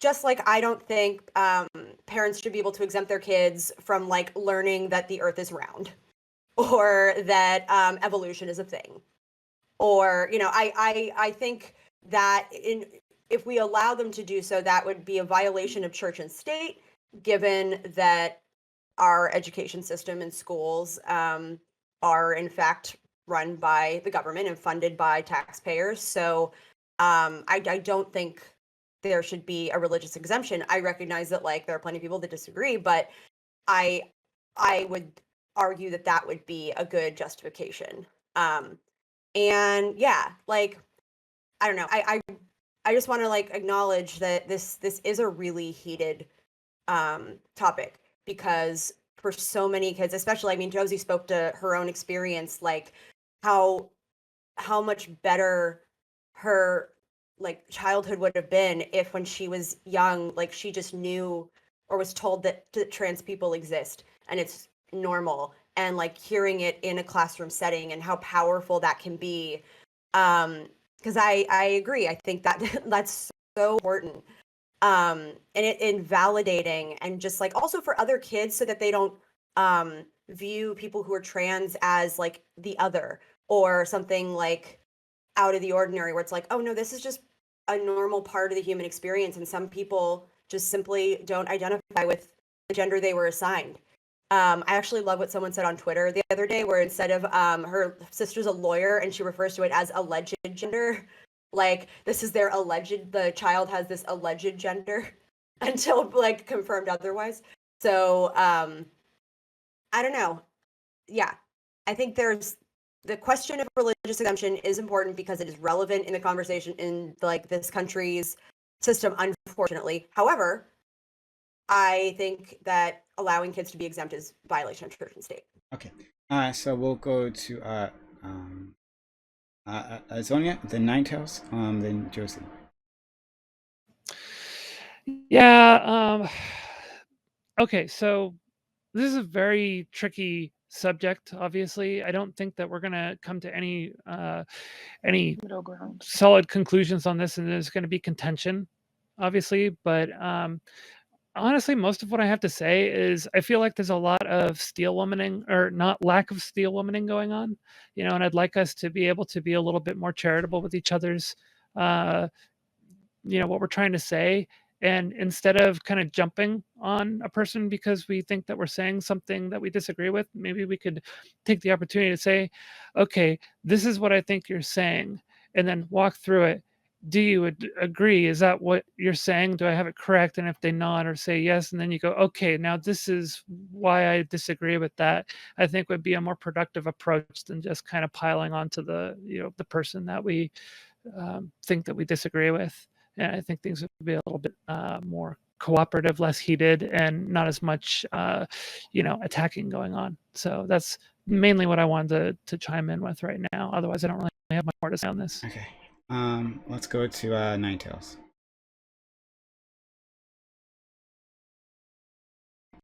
So I gave up on using hockey, so I might not be as quick as getting to speaking. Definitely not that tab. Okay, so all of these points are going to seem outdated as hell. I guess I don't apologize. So yeah, parents shouldn't be forced to teach sex ed just as much at all. I think that actually is pretty cruel in my mind. I know BX isn't really saying that. I just wanted to make that point. Regarding what age kids tend to need sex ed, I think that that's kind of irrelevant. If there was a something parents could enroll their kids into at whatever age, because right now seems to be when they're asking questions, I think that that's a lot better than them creating like a ceiling that they have to pass before they suddenly need it. I think they need it whenever they start asking questions, and that goes on to BX said that we shouldn't offer it in kids touching themselves. How do you know when they start touching themselves? Because when kids start touching themselves, they often feel very insecure about it, like they're weird for doing it, and everyone else think that they're weird for doing it. So generally speaking, kids don't even talk about the fact that they're doing it. I know, like I started at the age of 4, and I did not tell anybody for a long time, very long time. And I definitely thought I was very weird. However, I did get sex ed just because I was in a much different schooling program at the age of 6. It might have even been like a trial or something, and that actually helped me not feel super weird about myself, which definitely helps self-esteem going forward in life until group homes, but whatever. If kids are impressionable, then we should be able to apply the same thing to indoctrinating them to be straight, cisgendered, and stuff like that. And I think that that's equally as insidious as what the right wingers are supposedly afraid of from the other side. And I should say right wingers, sex conscious people. I'll be generous. So in reality, like, the real problem is how kids are constantly taught that they need to be straight, they need to be cisgendered, and having to like get through that before they can even find out who they truly are. And unless parents are actually qualified in some way to like teach kids about sex, I don't think they're actually going to prepare them for a world with sex, a modern world that adults participate in. So I just don't think it's a viable thing. So I don't think parents should be able to teach their kids unless they go through some sort of training to make sure that they're not under preparing their kids, which would definitely can cause all sorts of issues from not knowing if they're doing sexual harassment or rape or something like that, all the way up to well, yeah, the point is that it can cause lots of issues. But pointing back to the whole be trans and trans stigma and how stigma relies on not educated about the subject sort of thing. We'll go to Josie and Piper. I want to try to, with the remaining time we have, like refocus this on another part of the question that I don't feel like we appropriately answered. But go ahead, please, Josie. Okay. So things got spicy. This is Twitch, it's an entertainment platform, so I'm sure people Which is never spicy. Oh, never. I'm sure the people in the cheap seats are like, yeah, More blood, more sport. So here it is. So I'm gonna take Zonia's advice, and I'm just gonna ask, just clearly. I guess I'll ask everybody so it's fair. Everybody raise their hand if they think that not only should we be teaching sex education, like even you could say 7, 8, but that should also include LGBTQ kinds of education as well. Like, At does everybody 7 or agree with 8? that? I don't Like agree. 7, 8, and above. I say So what age would you They're say? too then? young at that age. 5 or I think 6. the appropriate age for something like young. that to even be discussed would be after puberty. Wait, even After trans puberty, issues? it's too late trans people. Quick question for you. Yeah, your what- hormones aren't stabilized. Your sex hormones aren't You're already going stabilized. through puberty. Finish our I mean, hold on. stabilizing for a long half. You're talking- Wait. So I think that Prime wants to gear the Yeah, conversation clarification. towards something No, else. no, anyways. Prime. That's a lot of Yeah. anti-science jargon you're No. throwing, BF. Is it really? Yeah. Okay. Yeah. Yeah. Hold on. Josie asked the I'm question. taking Sonia's advice. Yeah. Josie asked the question. I want Josie to respond. Go ahead. You asked me. Yeah. You asked me the question. I Yeah, answered. respond, I yeah. don't think that it should be After- taught that young. No, that's just my after honest puberty. opinion. Okay. So you said, but you do know It's that been. they I think the counter parents the should be able to science, opt right? out. Huh? But you know that's counterintuitive to science. Like all these, at least trans women have spoken about their past, have all Mhm. said that they knew either at 4 or 8. I don't know Tiffany, and I don't want to assume any other stories. But like, so like at senior age, your voice drops. Like you Okay, start I growing don't- facial hair. don't Your really- body starts changing. So why don't you support? You just said you were like a big supporter of the queer community. So the queer community overwhelmingly supports this type of education. I don't. You- I I'm actually. wrong. I also don't support hormone blockers in age. And that's Well, not. then you don't really support the queer community. I'm then. sorry. Unless That's you're all, I about- absolutely do. And in fact, that I care how you frequently feel, teach care what's self-defense. Yeah, I almost don't as care if about your people could feelings If you need because me for kids self-defense die. training, then We don't Kids feel free to come die on because over. of that opinion. Kids are dying because of that opinion. So it's See, not an Prime- opinion of your favorite color. It's an opinion that you just see. My favorite color is that color right there. sorry, but I that's not going to disagree with change a you. kid's life. That's not going to change a kid's life. See, my sorry, favorite I color disagree doesn't with change you. a kid's life. That's an opinion. Your opinion takes medicine that's life-saving away from children. So that is what I think. That's why a lot of us are like antsy in our I knew you were seats just because you're waiting literally to get this gotcha advocating. moment. You've been waiting No, to sit there no, under your I'm bed not.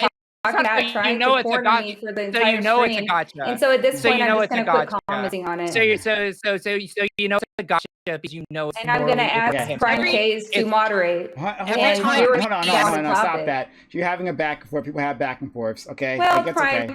let's be Okay. honest. You brought me here so that you could have your blood sport, Well, no, because no, no. otherwise it's a giant echo chamber. So you wanted somebody like me to gang up on. BX, no, that's So how not about fair. you throw me a First of bone all, for coming on your hold stream on, and providing BX, this hold on, BX, entertainment? first of all, And when I say I don't want to BX, comment on something any BX, further, you can just move on to if the you next don't want to topic. talk about it, it's fine, whatever, right? But she was having a back and forth with you. Like, there's nothing to moderate. You guys were just talking, so you can talk, right? And I said I was done And commenting you on can it. stop I already speaking. told her what That's I thought. okay. I don't know why you have to come at me. Whatever, you can just stop speaking.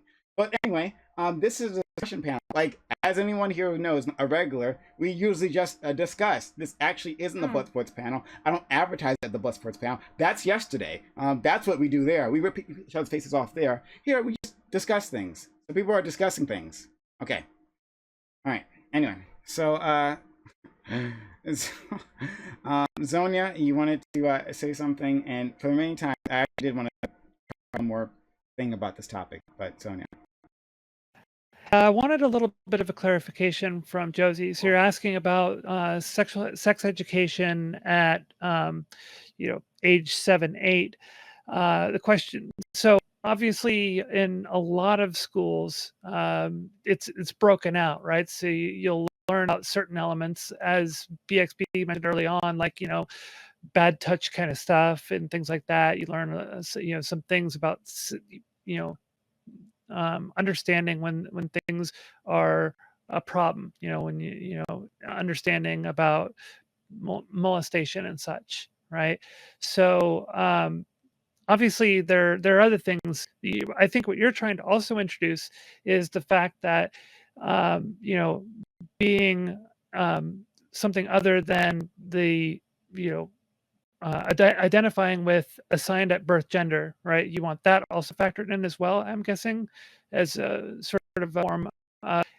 because we don't see much of it. I think what I'm going to try and Steel Woman you now, where you're probably trying to say that because what we see all around us all the time in media and such like that is always representing the more heteronormative and gender binary kind of world that's common.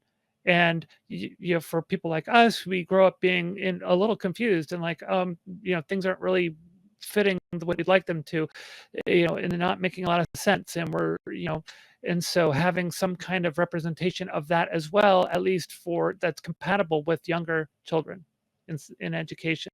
Is that what you're asking? Oh, you're muted. Yeah, if you're talking. Me, am I Apologize. muted? Yeah, no, you're good. You're good. No. Go ahead. Bullet. My mouse died. I'm gonna go get some batteries. Oh, okay. Okay. So I wanted to. What? Did you have something else to say? Well, the direct question. Okay, so the reason I chose the 7-8 number is because it was a moderate position. Like I actually chose a middle of the road number because I agree with Prime. It should be like 5, and I agree that it's a comprehensive education system that continues to roll forward. But I chose for the sake of entertainment and the sake of value of throwing 7 and 8 because most reasonable people can agree that those are reasonable ages to start talking about this stuff. So like I guess more extreme would be younger. So I chose a very middle road position. So yes, I agree with you. I think that it should be rolling. I think we should be able to because we're seeing, hetero couples kiss from birth. Like we see them walking down the sidewalk. Like, we should be able to also say, oh, by the way, that's not always the case. Sometimes it's 2 girls, sometimes it's 2 boys, sometimes people, right? And that conversation is important. So it doesn't already like break in, like, and I'm speaking to a lot of people in the choir here, but the choir's got to practice. I don't know any choir that doesn't practice, so I hate that metaphor and that analogy. But that's one of the things that I see. So I hope that answers your question. I got distracted a little bit by chat, but yeah, I just wanted to pick like a very conservative middle of the road answer. In that case, I would agree with you then. Yeah, I would be raising my hand and agreeing with you based on your original question. Yeah, cool. The only thing I got from Josie's answer was that people should keep their disgusting heterosexuality in home where it belongs. Got it. My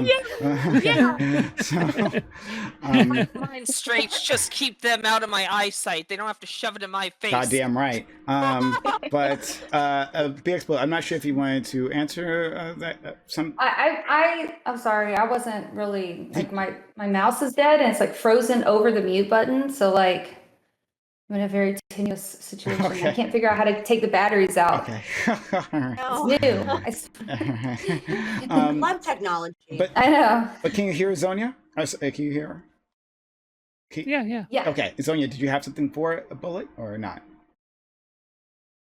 No, I was kind of just trying to steal Woman Josie's question. Oh, okay, never mind. Oh, that's my fault. I thought it was for bullet. Okay. So to clarify for everybody, in addition to myself. Okay.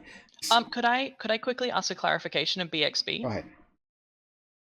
So you said after puberty. Do you mean after the start of puberty or after the end of puberty? Because I feel like that led to a bit of a misconception. I'm gonna be honest. Like I don't have like a time that I'm thinking that it would be appropriate. I was just disagreeing with the 7 to 8 year old comment.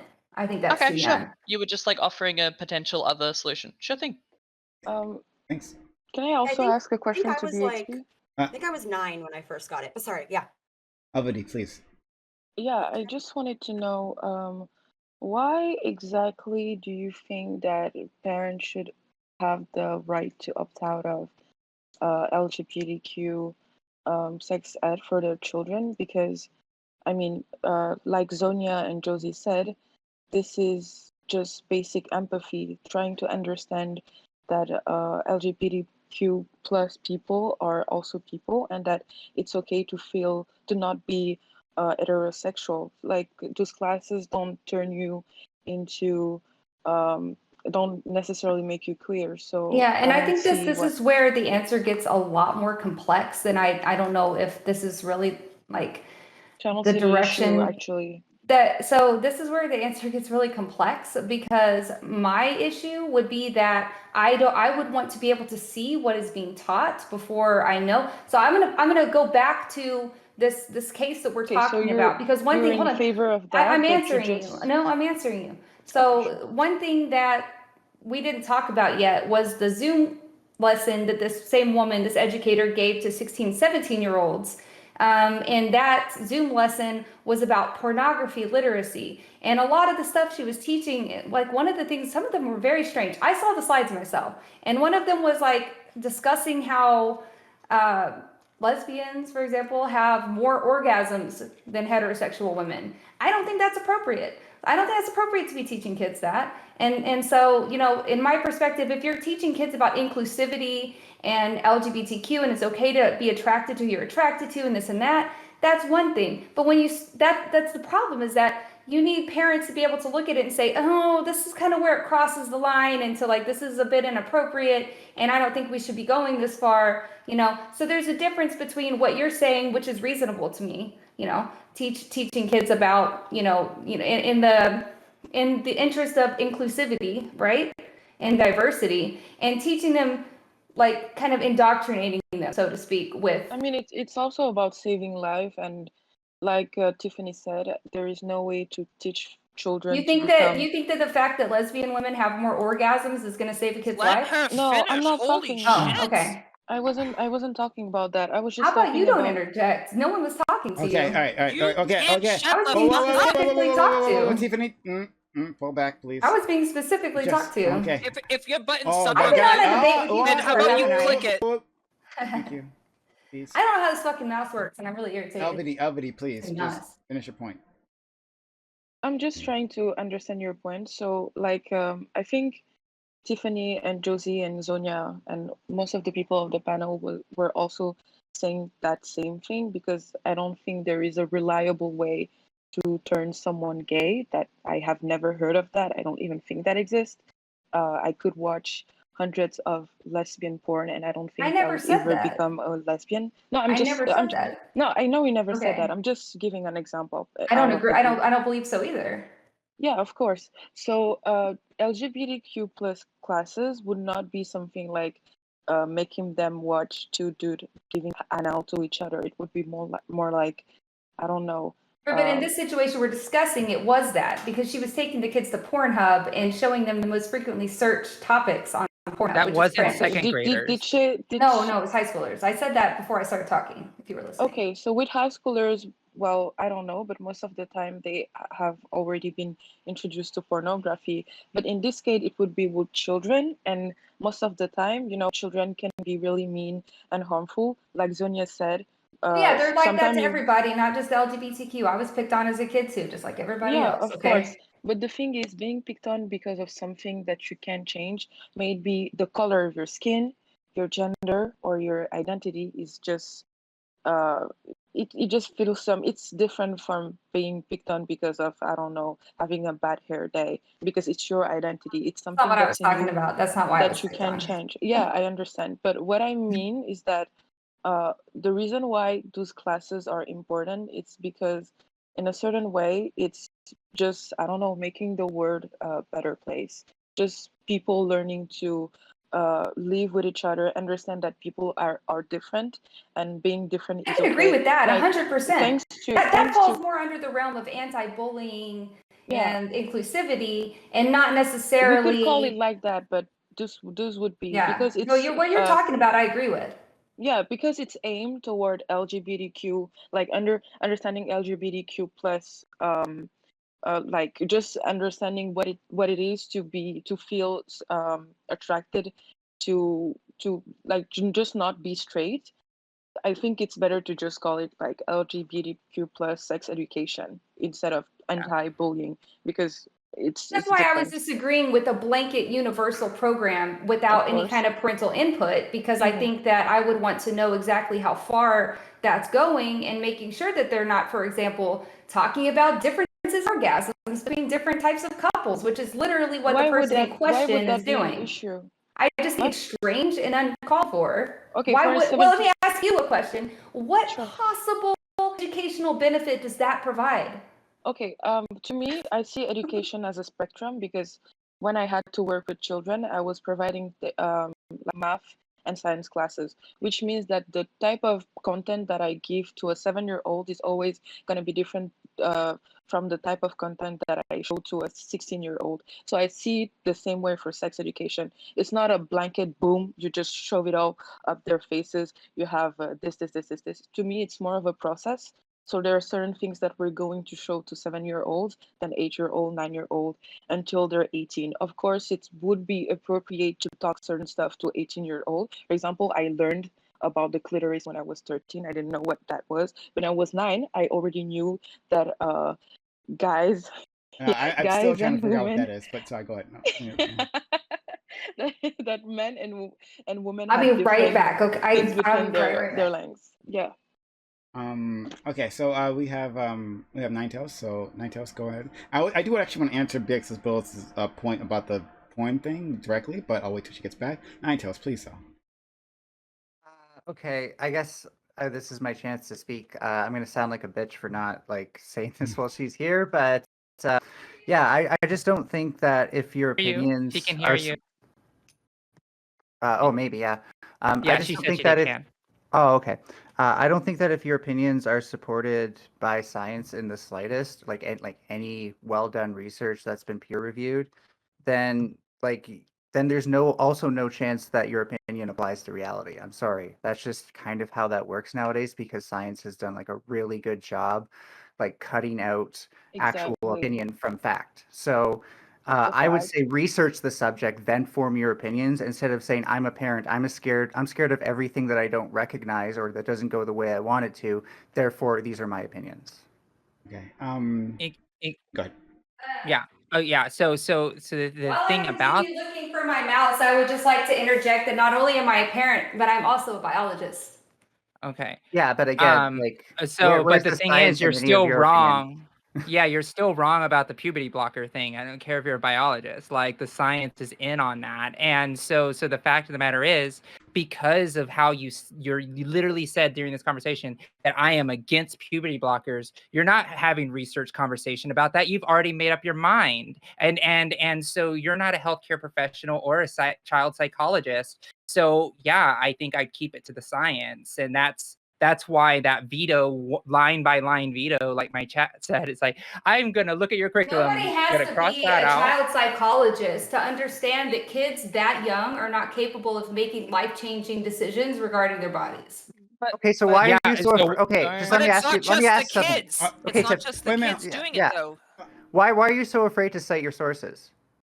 because they suck. That's my source, my fucking opinion. Oh, your opinion. Okay. We should just take that face value. Here's the harmful opinion and the Biologist. non-harmful opinion again. Oh boy, this is a The little. biologist literally just pulled the We're source out of their ass. working Just on pointing that out. Okay, this. The DX is superior a walking biologist pulled meme. the source out of their ass. I love Okay, it. so okay. Where's my ass? Oh boy, oh boy. It's a little difficult to have this conversation with one person is very far away from their mic. It's okay, all right. Of course. So this is all right. So Maddie, while we're waiting, please go ahead. We can hear you, Maddie. Muted. But she's still muted. elegant and amazing, God even damn it. while she's muted. Oh, Even Jesus. silent, Maddie Well, shines. Of course, of oh course. my goodness. Fuck. Okay. So, it was bound to happen like once to me. I'm otherwise a very professional streamer, and that Okay, never happened. all right. So, just don't roll your eyes like that quickly after I say it, please. Like, so yeah, like I just want to push back really quickly on one thing where we think like about like life-changing decisions. So, I think that's often a misconception of puberty blockers. So I just as a clarification, the great thing about puberty blockers is that they simply delay the process of like a child going into puberty, and the reason is so that the child can make an informed decision about their gender identity when they are like old enough to fully comprehend like what that means and make that informed decision. So that is really, really difficult. So if they were to transition and like take hormone therapy, that sort of thing, that is so much more difficult once they've gone through puberty. And what puberty blockers do, like if they decide like after taking a puberty blockers, like, you know what, actually like able to think about it. I've grown, I've learned, like, I don't want to transition. Whatever. Then what they do is they just stop taking the puberty blockers. They go through puberty. And then, you know, it just delays that process. So I just want to make sure, you know, and I get it, like, especially with people who are maybe watching or in chat, like, I think there is unfortunately, a lot of like misinformation about like what exactly puberty blockers are, and what they do. And like, so I don't know if I don't agree with framing them as like life-changing. They can be life-changing in a great way for kids who need to have time to figure out their gender identity, and it, yeah. So I just wanted to sort of interject to make that clear, because I do think that by denying kids puberty blockers, what that kind of does is it prevents them then from having an easier transition, or being able to more earlier, like, live as the gender with which they identify, because once they go through puberty, it is way more difficult to transition. And honestly, who wants to go through puberty? It's such a bummer. No, it fucking sucks. So Let's go to. Who wants to go through it twice? That's also true. Yeah. Let's go to Ninetales, then Piper, then Elbity. And I actually do want to answer BX's previous question directly. But go ahead, Ninetales. In that very awkward exchange, I did want to say this, but I decided not to because it takes a lot. But yeah, opinions can kill, especially when they're uneducated. A good example is Lamarckian evolution. Everybody knows that communism caused people to starve, but they don't really know how. And I love it, because what people thought is that the traits were passed on like one generation to the next. And so if you grew plants in a field and they did well, then the next generation would have to do well. And this is what Stalin first got wrong, and then subsequently Mao, and I think Pol Pot too, is that they thought they could feed their generations with bad science, like just their opinions. So really, like, the reason that we do research and stuff instead of using our opinions to guide things like the medical field and psychology and stuff like that is because you can have massive oversights and not even realize you're doing that. I'm sure plenty of people who use Lamarckian evolution genuinely thought they were going to feed their people, but didn't realize how their opinion could be so deadly. Did you just compare me to Lysenko? Because if so, then I'm pretty offended, to be honest, because that person actually went completely against science. Like you're doing. No. Yeah, like you. Yeah. You're No, literally I going just told against you my science. opinion. All I said was that I that's don't not agree science. with Your it. opinion's not science, remember? Exactly. Well, It's no, not your science. So it opinion doesn't goes go against against science science. because it's not Yeah, science. It's my opinion. You Like I literally said No, no, no, over no, and said, you over. literally said, I'm a biologist, and here's my I am a opinion. biologist because she said you're just a Yeah. parent. Yeah, she So I got just a had to degree interject. from Mario Paint. Okay. And so, okay. so if I say that I saw a horse Does the fact without that you're a wings flying biologist through the make your sky, opinion more valid? Okay. Anyways, I'm done so with if all of this I topic, said so I I'm just said not going to comment anymore. okay, cool. Well, I'm going to say what I'm going to say. Okay. If I told someone that I saw a horse flying through the sky without any wings, it was just my opinion. That would still be unscientific because it's not possible through physics. It's not feasible. So your opinions aren't feasible unless you can back them with science. Period. Okay, so let's go to Piper and then Elbity. Or data and statistics, which I can't, but I won't. I will not. You definitely won't. Piper. I've literally been doing that, and you threw it out. So why would it matter? Just quickly, I want to say that an opinion is what you believe, right? Like, that's, as far as I'm aware, the definition of an opinion. Right. So your opinion is based on things usually, right? And an opinion is a belief, and your belief can be based on certain things. Your belief is not based in science when there is an opinion that could be based in science. So you can't really say it's not science, it's my opinion, because your opinion, like, I'm sorry, buddy. Piper. Piper. Freezing. Piper. You're cutting out. Piper. You're cutting Yes. out. Oh, what's happening in Australia? Is everything okay? No, she's New Zealand. It's even worse. Oh, New Zealand. Oh no, I'm so sorry.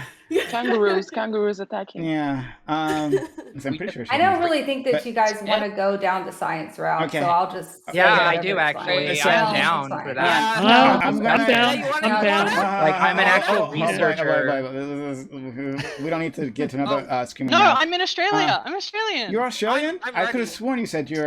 Yeah. I don't know I the think it's difference. cute, is I'm all. sorry. It's I cute. did. Yeah, they said that I earlier. apologize. I'm glad that you're diminishing my education, but I really Vindication. just have I no. brushed it I off, just it's really, fine. I don't want to try to I change your never mind. I don't happened. care that No, much. you literally said boy. that you don't want to go down the science route with us, like we don't actually understand science, but there's actual literal scientists on this that actually does this on a day-to-day. Which- So This. Okay. I also I'm want a to. scientist as What's well. your I also Yeah. want I'm to. an- I also. I'm an wanna say engineer it's in a hilarious. scientific field. What is it? And political science, and I had Okay, a nuclear that's not engineering same degree thing. before that. I Okay. actually I'm an had engineer in reactor operation.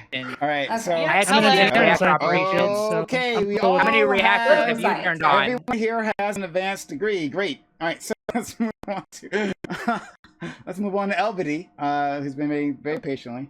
And I do want to try to answer Beck's bullet to give her a direct. I have theater answer. degrees, Oh. so I'm theater bad. why you're- economics it's degree why in you're- theater. It's why you're the fucking best. But anyway, Elbity. Personally, whenever I have a discussion, I always try to have a productive and constructive approach so that I can get to understand the other's opinion. That's what I'm trying to do now. So when you say that I just already said, Prime, like I feel ganged up on, and and Yeah. I've asked you multiple times that I want to quit being cornered, and I don't want to do this right now. And so if you're not gonna change topic like I have asked you to multiple times, then I don't know. Hold on, how you I didn't can ask me to change the continue. topic. You just said you weren't going to Yeah. talk on this. Which No, is I fine. did. You I don't said have that to I talk. wasn't, and you continue to let people corner But me hold on, they and can- talk over me. Hold on. What? Okay, sorry, whatever. Look, Elvity, get your point out, and then it's fine. We just move on. You don't have to answer to anything. Okay, it's fine. Elvity, if you want to say something to her, say it. yeah, I was about to talk, but I just realized that it doesn't matter. Yeah. So yeah, I'm not gonna say anything. Okay, all right. Well, I'm then wasting my time. I'll get my point out, and then we're gonna move on. And that is not to anyone in particular. When it comes to that presentation, hey, thank you for the. When it comes to that presentation, the crack about lesbians having more orgasms than straight women. Well, I don't know. The truth hurts, right? Guys, step up your game. Go down on your woman. Clitoral stimulation gives her orgasms much more reliably. So I don't know what to tell you. All right. Yeah.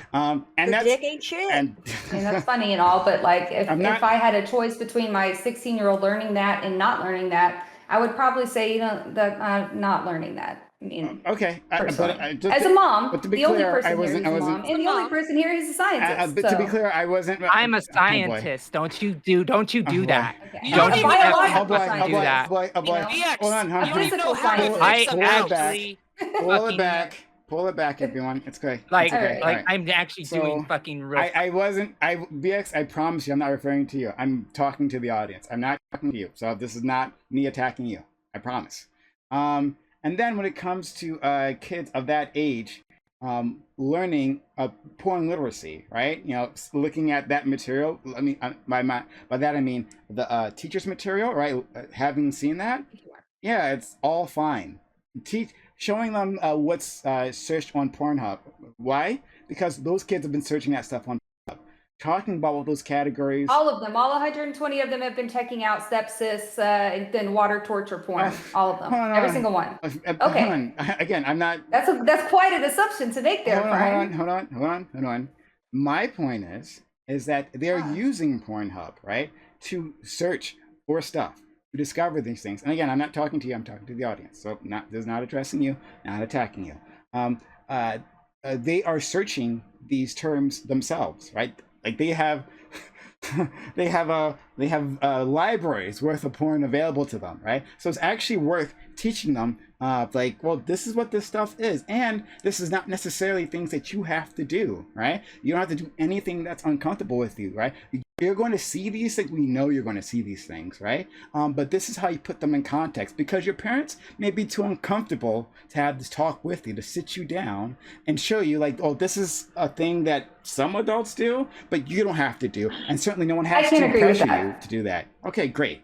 I can agree with that. Yeah. Absolutely. And when I first read porn, literacy, and consent, that's what I was thinking, you know. But then the more I got into the slides that she showed, the less I agreed with the content. Okay.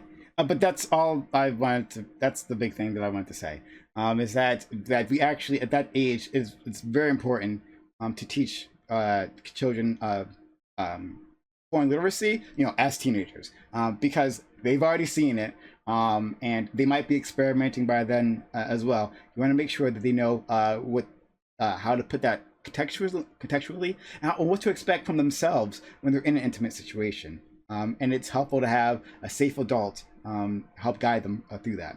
So, okay. So we can move on.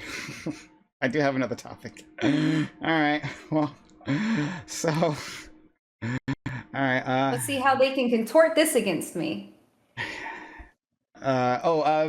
Just quickly, to my honest, if you're new here and you're enjoying whatever this is, please hit the follow button. Make sure notifications are on because I do this all the time, right? So I'm going live. Make sure that notification button is on. Hit that follow button right now. We also have social, social and chat.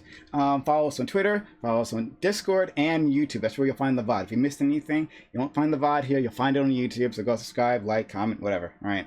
I just want to mention something real quick that I want to pose. No, not the previous. No, come on. We gotta go. We gotta go. we did it. We did it. We did it. Hooray! Okay. But no, this is going into the next topic. Oh, let me introduce the next topic, and then Save we'll it have for your introduction. opening. Okay. See, that's the theater major right there. That's okay. that degree right there. That's that degree. That's a degree. Girl, you Drama pay girl. $48,000 to go to a private school. I pay money to go to a liberal arts college and learn nothing. Okay. So. Okay, great. So let's do You it. tell me who's got the most out of their money. In Anyways. 2017, a Nebraska, and this is a serious topic, right? I guess the other one was serious too, but this is pretty serious. So I don't know, trigger warning maybe for this. I'm not positive, but in 2017, a Nebraska teen killed her newborn by tossing her out a second-story window. She told investigators that she was at home and asleep when she suddenly went into labor. She thought she gave birth to a stillborn child, panicked, and threw the child out. Afterwards, the teenager was able to avoid jail time and was sent to a group home. Do you think that punishment fit the crime? Should scared teens face harsher consequences for such an action? What message are we sending when we don't punish them for this? Okay, so let's try it again. So recap. So there was this teen, and she had a baby at home. It was upstairs, her second floor of her home. She panicked. She thought the baby was dead. Maybe the baby wasn't breathing at the time. That's the thing that happens. Blockages happen, and she thought the baby was dead. And then she threw the child outside the window. She avoided any jail time, just like community service and group home type stuff. But is that okay? Is that a proper response? Maybe it is. Maybe it isn't. I'm curious what you all have to say about this. All right. We'll start with Josie for introductions. Okay, so this is just kind of almost like the story is very indicative of the issue that we don't teach young girls what they can do to either prevent teen pregnancy, because it kind of goes into the topic before. So the comprehensive education of making that happen, making sure that I don't know the story specifics, but maybe there was a possibility that she didn't want to have the child and maybe lived in a place that was more restrictive to force her to have that child. As far as the crime piece, the crime itself, she was a scared mother that may or may not wanted to have that child. And we have such an antiquated system of the ability to, it's tragic story, absolutely tragic, and it's so sad, and it's very awful, but there's so many barriers in place by laws, just like in Texas with the heartbeat ban, where they don't give women, especially young women, a choice, and they straddle them with that decision. And then the worst happens and tragedy strikes. And then we're like, oh, well, we should not punish this poor girl because she's part of a system that forced her into this position. And we can't say, oh, you're forced into this situation, now you're going to get life in prison. I think that what needed to happen was go to a group home, and we need to start dealing with this in a systematic level of why we have so many teen pregnancies, which is sex education, and why so many teenage girls are forced to have children to term. So those are the two major systemic things in this point, in my opinion. Okay, thank you very much. Let's go to BX Bullet. Well, I think it's a pretty bold assumption to make that she didn't want to have the baby to term. You have no evidence of that based on the article. She could have very much wanted the baby. And then, I can say, as probably the only person here who's actually pushed one out, it's a very traumatic situation. It's very physically exhausting. Mentally, you almost feel kind of insane by the end of it. And I can't imagine what waking up in the middle of the night and having something like happen feels like. And I think that there is probably a good case for temporary insanity. Now, again, and I don't have, this was like a 1 or 2 paragraph article, so we don't have all of the information. We don't know what the judge was thinking. We didn't see her testify. We didn't see her mom testify. They did call 911. They did attempt to resuscitate the child. It's not like she threw it in a trash can and left, I can only imagine just like the emotional trauma that must inflict on a 16-year-old. It breaks my heart. It makes me want to cry, honestly. This is probably why I'd be a really bad judge, because I'm extremely empathetic. But not to say that it's okay and she should absolutely face consequences for it. But I'm just saying that we don't really know why the judge made the decision he did, because we weren't in the judge. We weren't in the courtroom, So I have a hard time in pushing judgment onto this girl over that. I definitely think she needs mental help. Definitely, absolutely think she needs to be put away somewhere. But whether that place she needs to be put away is prison or a mental health facility, that's on the court. And it sounds like they ruled for the latter in this case. Horrible, horrible, horrible, horrible story. Okay. Thank you so much. Let's go to Zonia will be back soon. Let's go to Tiffany. Yeah, I actually do agree with BX Bullets here a bit. But just going off the article, well, the story doesn't really make sense a lot to me. If she thought it was stillborn, why in the holiness of fuck would she why would she yeet it out a window? Shouldn't she be temporary insanity? Shouldn't she be devastated that a baby is dead and call emergency services? They have ways of determining cause of death, so if it were in fact stillborn, they would be able to figure that out relatively quickly. And if it wasn't, they could assist her with the aftermath. It just doesn't make any sense to me. What is she going to do next? Like walk into a room and see her cat sleeping there, thinking it's asleep, and go, "Oh shit," and chuck it in a wood chipper? The whole thing is sketchy as hell to me. At the very least, she should be committed to a psych ward for further evaluation and helped mentally. I don't think she should be getting the same treatment one would get for committing a minor crime. People with Class A misdemeanors get harsher sentences than what this girl got for throwing a baby out the window, murdering it. Alright, and what I wanted to say before, I am going to pose a challenge. If BX goes without interrupting for the rest of this panel, I promise I'll shit out my dick. Okay. Please don't. I'll just go ahead and interrupt you right now. I don't want to see that. Okay. Well, all right. So that's for the after panel. All right. All right. So let's move on to we'll go to Elbity first. I think I also agree with Tiffany and BX here. I'm having a kind of mixed feelings regarding this, the article itself and the whole situation. It's really tragic.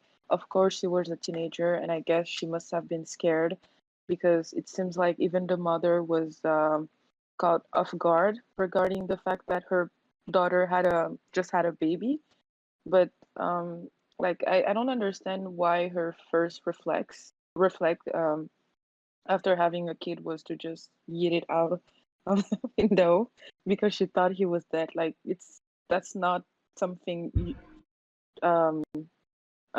normally someone would do. It doesn't make much sense. So yeah, I'm not really sure where I stand on this.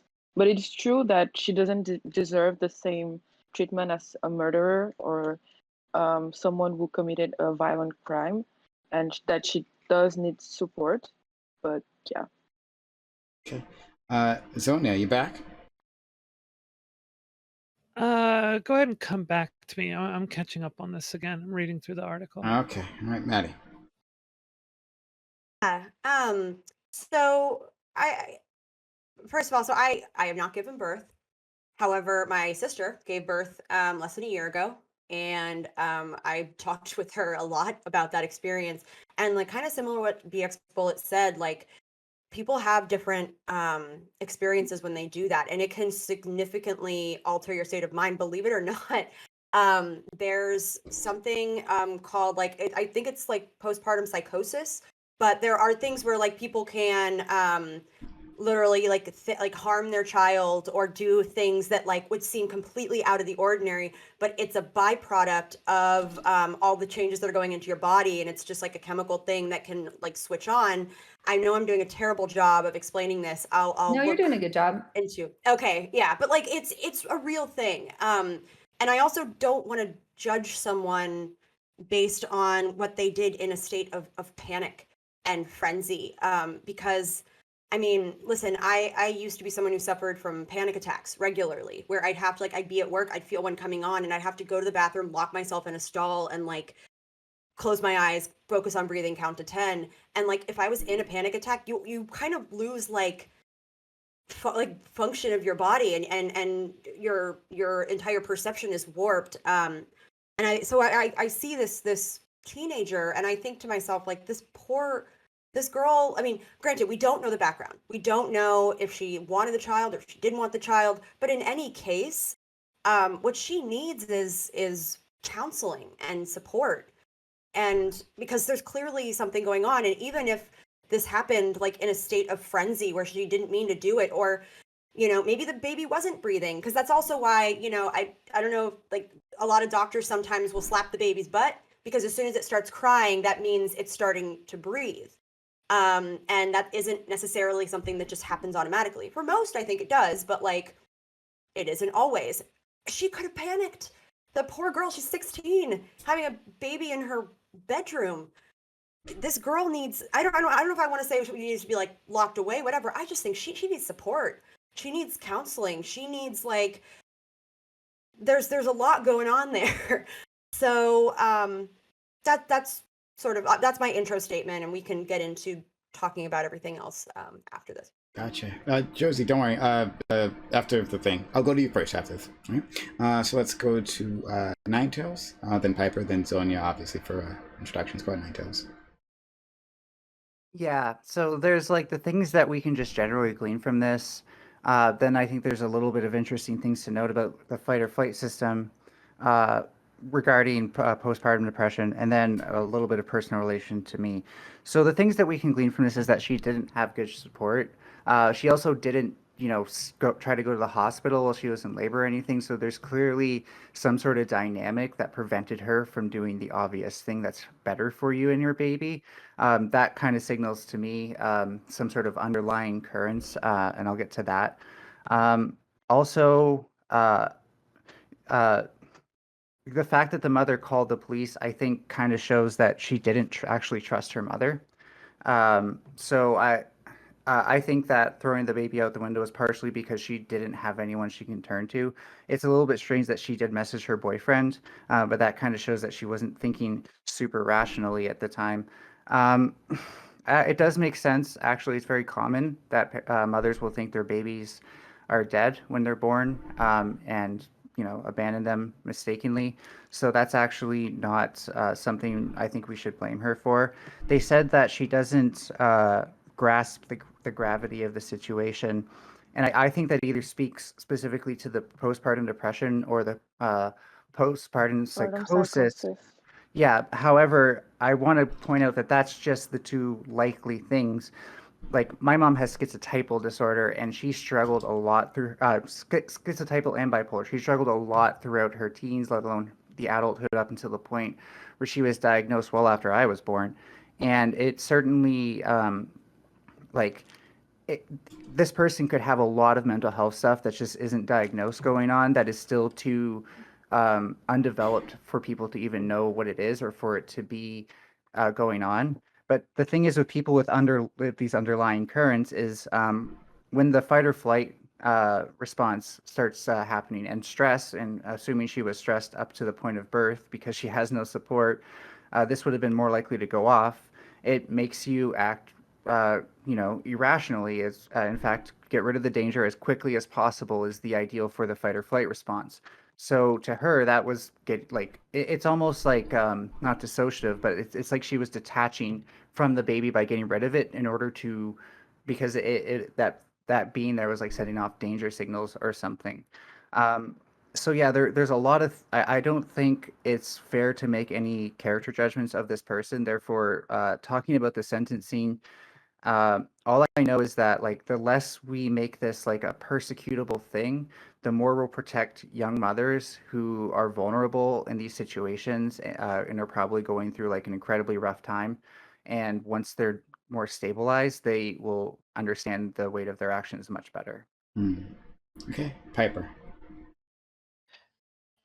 If I could, so the question kind of asks, right? It's like, should scared teens face harsher consequences for performing certain actions? And I think it kind of comes down to this idea, right? Because as far as I'm aware, the current criminal justice system focuses on intent, right? Criminal intent. You have to have like planned to perform a criminal action, being aware of the consequences. I'm pretty sure is more or less the thing, and I struggle to see some kind of plan in what she's doing, which kind of makes me wonder if she can be punished for having this kind of criminal intent. It kind of does seem like, as BXB, Ninetales, and Maddie were talking about, some kind of psychosis, right? That apparently has been well reported on in the past, and I think due to that, she probably, like, I can't see, like, she doesn't get anything out of it, right? Usually when someone kills someone else, they at least have some kind of benefit that they can see. And I don't really see that in this case specifically, so I struggle to see how we could punish her based on the current framework of the system. Okay, Zonia. Yeah, I think that we see a few different things here that are pretty glaring. I think one of the problems that I often contend with here in the U.S. is that we have this obsession with penalizing over supporting and rehabilitating. Right? We have to ask ourselves these questions, like, would these kinds of problems, or as we put them, crimes, occur in the conditions where a child mother like this had support, right? Where she had options, where she had resources, where people were being understanding of her, right?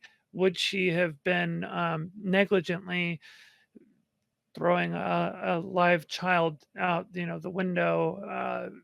Would she be doing these things? I don't think she would, or at least the chance would be a lot less. It would be a lot less likely if she had the right kind of support and resources and education, etc. Right?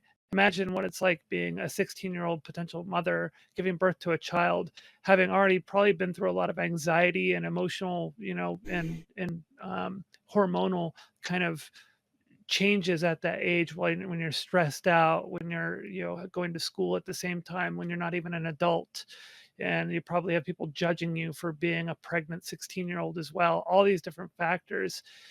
If she had had the education, the resources, the support, the understanding, would she even be in this situation? Would she even be pregnant in the first place at the age of 16? This was brought up earlier. I brought this up about teen pregnancy, right? um, so we got to consider that. And then, as I mentioned when I first opened with this, the obsession with penalizing over rehabilitation is a big problem that we have. The fact that, that article obviously it's New York Daily News, so they're kind of cringe, but um, the framing of it is like, why didn't, she evaded jail, right? Okay, what's jail gonna do? Is she going out and like victimizing people, and so we need to lock her away from the public to prevent her from doing that? No. um did she kill a born child? Yeah, absolutely. But it's not like she's going in and preying on people out on the street, right? So you lock people up when they're in immediate danger to society around you. This is it's a very specific situation here, and I think it's even ridiculous to frame it and frame it like they did, that she evaded jail time for this. Yeah. I think a group home makes sense. I think therapy makes sense. I think the everything that they kind of that they put in there as her, what she was supposed to be going through after that makes sense. But maybe also, like, what are the underlying causes, as Ninetales brought up? What led to this? The lack of resources, and options for her, and the fact that she was pregnant at that age in the first place, right? So, yeah, the framing is, honestly, it's pretty cringe. So, that's the technical term, cringe. Anyways, yeah, that's my intro to it. We will have disagreements for this panel. I'm seeing into the future here. Josie, go ahead, please. Okay, so I'm glad everybody on the panel agrees that this woman's punishment was adequate for what happened. I just want to start off to say that when I started speaking about this topic, I was said that I was speculating, that I was trying to make a fact that I don't know her way of life, and then we just had an entire panel talking about how we speculated her mental stability the entire time because of our own anecdotal experiences of whatnot. So I'm gonna bring it back because of the fact that we all agree that this case was tragic, and we can all agree that what happened in that punishment was fine and that she didn't need more harsher prison sentences. But what we need to go and figure out is, how do we prevent the next young women to have to suffer that level of panic? And the thing that is shown to work are things what they've done in other European countries like Denmark. No, not Denmark. Finland, I believe. And they had a ridiculously high teen pregnancy rate. It was insanely high, higher than the United States, because the United States is number one in most things like that. And so all of a sudden they changed their education system to be more accepting, to actually destigmatize holding a condom, to actually like give like parents saying, hey, it's safer if they're having sex in your bedroom than in some car randomly in some park somewhere. At least they're going to be safe at home. That cultural shift just made teen pregnancy plummet to the point where they were doing interviews with American women versus the Finland women, and then they were saying, what do you think of a man that carries a condom, to the European woman? And she was like, great, good guy, responsible, important. But in America, they asked a young woman, what do you think of a guy that carries a condom? They were asking high school age girls, and they're like, oh, a player, disgusting, can't trust him, all of that type of stuff. And that cultural shift completely devastated the number of teen pregnancy rates, which was amazing. So really it comes back to the original comment of proper sex education, preventative family care education, and medicines for those young girls, and when mistakes do happen, because they will, we're all kids and we all make mistakes, giving that child access the choice to a safe and legal abortion. Those are the things that are going to help this, because we can talk about the speculations of this case all day, but what is done is done, and we need to prevent the next tragedy from happening to the next young girl that is happening all over the United States. Can I interject? First of all, again, you are speculating on this case because you're assuming that she wanted an abortion. I think that abortion. No, I didn't. Okay, hold on. I think that abortion is something that should be discouraged and should try to avoid pregnancy in the first place. I agree, but I do ultimately think abortion should be discouraged, not encouraged. Now, I want to bring something up here because somebody else sent me a different view of this story. And somebody else sent me a new article with new information, and I wonder if this changes anybody's perspective on the incident. So this article says that, according to police, Lopez was alone in her bedroom in the apartment when she went into labor. She gave birth to the baby and allegedly shortly after threw the child out of the second-story window. At 3:40 a.m. on Friday, a Facebook post on her account reads, "Who can do me a huge favor and has a car?" So let's go to Ninetales, then Tiffany. I mean, does that change anybody's opinion? I'm trying to help you out here because, we're all Can you link agreeing. it? So does this change Real anyone's quick, opinion? Supposed what to. Link real it. quick, what please. link is that, BX? I just want Yeah, to know if you where you got put that in the Yeah, group let me DM, send it. throw that in the group DM so people Yeah, can see yeah. What? And See, for the record, I don't agree. But I want everyone to go first, see where their head's at. Ninetales, and then Tiffany, if she still wants to go. I put it in there. Ninetales. Yeah. So, crap. Just want to make sure I'm not okay. I'm not muted. So yeah. So I think regarding what Josie said, I don't know if that was for me or not, but I definitely think we avoid speculation by talking about what she probably has, and just acknowledging that it's more unreasonable to expect her to have had rational thoughts during that moment based on her actions than it is to it's just not reasonable to assume that, is what I should say. Secondly, if you are like trying to discourage abortion, increase pro-life, and save these babies, you got to be against targeting Planned Parenthood. Plain and simple. Planned Parenthood is exactly the sort of place this young girl would have needed, and the more damage you do, the more likely stuff like this is to happen. Tiffany, if you want to say something, Yeah. and then Maddie. I'm just real quick before I say my piece. I apologize, BX. Where did you post the It link? was I in can't. the group In our DM. group chat. Yeah, in the group DM. Oh, it's in the Discord chat. Yeah, Discord. Oh, okay. Sorry, I was looking in a private chat here, and I'll check it out later. It's a quick read. I mean, it's right there. Yeah, I'll check it out in a minute. I mean, I agree with Zonia a lot. Throwing her in jail wouldn't solve anything. This girl clearly wasn't in her right mind, because if she was, then that would have made her a murderer, but there's no way that we could know that information, because with the information provided, we can't, all we can do is speculate, and that gets us nowhere. So if we're being charitable, she must not have been thinking clearly. I think I still maintain the opinion that a group home is still a bit lenient. That's why I was suggesting maybe a psych ward to help her get back on her feet and reintegrate into society. I'm open to having my opinion change, but that seems, I think, not harsh, but not as I think we'd get a lot less backlash instead of just putting her in like a group home. Okay. Let's go to Maddie. The question was does that change your opinion of whether, because she made the Facebook post, does that change? No,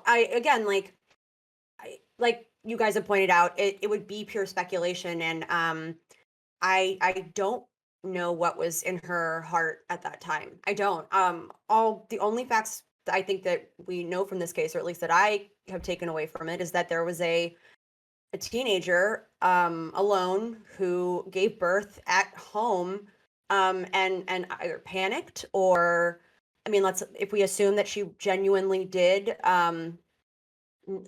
think the baby was stillborn, who panicked and freaked out. So presumably she could have posted on Facebook because she was just panicking and being like, oh my God. BX Billy, you pointed out, or you talked about how you've given birth and how traumatic that process is. I can't even imagine how much more traumatic it is to go through that entire process alone. And then I wanted the shit out of my kid, so yeah, exactly. I don't know. And so for all we know, she could have been panicking and been like, oh my God, what do I do? And then made a post. On the other side, if we're being less charitable, it very well could have been where she was just trying to cover her tracks, or she didn't want the baby and thought that she didn't have another option. We don't know. And I think sort of the general consensus, and overall, whether or not if either of those things is true, I think it leads to the same conclusion, which is that this is a girl who needs serious counseling and mental health services, because in either circumstance, I think she needs a lot of help. And I love that. Josie always does this, and I love it. She sort of talked back to the structural issues that led to something like this happening, because that's really important to focus on. The fact that there was a teenage girl who maybe didn't have the support or resources to like go to a hospital when she got into labor, or where she maybe like wasn't in a state of mind or educated enough to like be able to tell whether or not her baby was stillborn, or if it wasn't a planned pregnancy or a desired pregnancy, with like whether it's important that she has access to services, whether she decides to keep it, and it has to do with her pregnancy health, making sure that the baby is going to be healthy and happy, or if she decides she does not want it, have access to ample medical resources to be able to make whatever decision she makes safely, and affordably, like with plenty of access. So yeah, it's a structural issue. And again, like either way, I think it's probably good that she's not in jail, if anything, because she's a minor. But I don't know, like maybe the best place for her right now, if we think of whether it's jail, whether it's a group home as rehabilitative, hopefully she is in the exact right place to be able to get the help she needs so that she can reintegrate into society and Yeah. be okay. Let's go to Yeah, like hold on. I want to go to Piper and then Ninetales. So this is also in response to the article. See, my biggest problem with this kind of with this case specifically is that most of the time when I look at cases, they make at least some amount of sense if this kind of, if you can understand that. Like I can kind of somewhat understand what was going through the perpetrator's head, right? But when I look at this case, the more I learn about it, the more nothing makes sense to me. And that's when I start to really feel like she shouldn't be punished for it, because she clearly wasn't thinking logically, and she must have been distressed. She must have been in a completely different headspace to anything we can even like fathom. So why should she be punished according to a system that is made to punish people who do things with intent, thinking them through? Oh boy! All right, so we're gonna have a big disagreement soon. But Ninetales, I want to hear from you first, please. Yeah, so first and foremost, I got to push back on just the absolute idea that group homes are better than jails. They are, but they're still traumatizing. I grew up in one. I know that they're not just a solution. If the group homes are better than her family home, yes, do it. But I think that that's what it needs to be weighed against. Is this protecting her from something or just making things worse for her? I don't think that like it's suitable as a form of punishment. I think it's actually quite cruel because of the psychological torment it puts people through, and people who are minors, no less. Um, yeah, and so like some people in chat are saying, well, why aren't we punishing bad behavior? Okay, sure. Let's say that killing babies is bad behavior, and I'll accept that. I'm not going to point out the nuances of this situation, but I'm going to point out two things. First of all, if society is at fault for not applying the preventative measures that would have, kept somebody from doing this, I think society has a burden to therefore help them even after they've done the crime, not make them worse than they already are. And secondly, this if you were a cop investigating like a detective, you wouldn't just say, oh, she threw the baby out the window, therefore she's a criminal. You would say, okay, first of all, does she have any modus operandi that matches that of somebody who's trying to do a crime? And secondly, what was her actual intent? And I'm guessing that based on this, the detective couldn't even like the people who interviewed her, nobody was able to glean an intent that could be prosecuted for. So this is speculation, but I'm assuming that these lack of charges show that these things were not there, the modus operandi or the intent.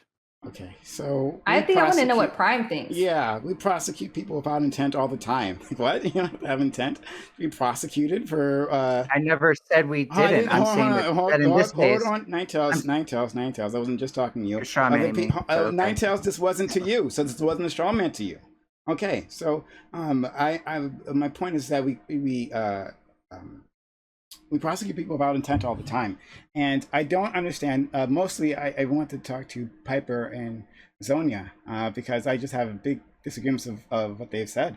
You're saying the more you look at this case, the more she absolutely shouldn't be punished, right? I think there's I think there's an interesting discussion to figure out exactly where that should land, right? But to say that she shouldn't be punished at all for this case, that's very interesting, right? And Zonia, you seem to have been making some sort of distinction between crimes against children and crimes against older people, right? You said well, she's not walking around victimizing individuals. Oh, okay. So I just kind of want to push on this and explore your. I'll defend that. No problem. Yeah, sure. Well, I think I changed my opinion when I read the second article. So. Oh, okay, sure, yeah. I mean, that was more information than I got before. The first article was bleeding heart, made it look like, oh, poor thing. And then actually the article he sent said she was ordered to leave her Facebook because she was getting bullied on Facebook. But then the second article paints a different picture. For me, I see that as an intent to cover something up that shows malicious intent. And again, I wasn't in the court. I'm not the judge. So I still think that there's definitely some mental issues that go along with You're that. speculating. But now I'm thinking that it should be a little harsher. I You have to speculate if we want to talk about it at all. I still have criticize me for that. This article is Okay. sad she didn't get charged. The baby and should have had an abortion. That's different. Thank you. Oh, thank you. Hold on, pull it back. I yours is haven't much even finished my more point. I actually would dangerous. like to have a bit of a dialogue between Zonia and Piper, right? So Zonia and Piper talking about this person is not in a right state of mind, and that should mean something as to especially Zonia, or Piper is saying not being punished at all. But what about a woman who stole a child? Right. So I used to work in a hospital, and they have elaborate security measures around the birthing ward. There's a name for that. Where they have babies, right? Because sometimes women steal babies. When I was working there, in fact, there was an incident where a woman tried to steal a baby. They had a IR thing on her wrist, and they were able to quickly find the baby. But this is the thing that happens now. I'm guessing, and actually I know because I've looked into this, that the women who do this are not in the proper state of mind when that happens. Should those women not at all be punished for kidnapping a child? To Zonia and Piper. It should be. So first of all, you were challenging my position and both of addressed me yours. directly. Both of So yours. do you mind if I? Both of yours, but go ahead. All right. Well, you mind if I go Go ahead, first? that's fine. Sure. Yeah, go. Yeah, go first. Okay. Thank you. Okay. So, I don't think that she shouldn't be punished, right? I didn't say that. I said that we have an obsession with penalizing as opposed to supporting and rehabilitating. Jail time or juvenile jail time, it is excessively used. We throw people in who are not a threat to their surroundings and to the general society. Correct?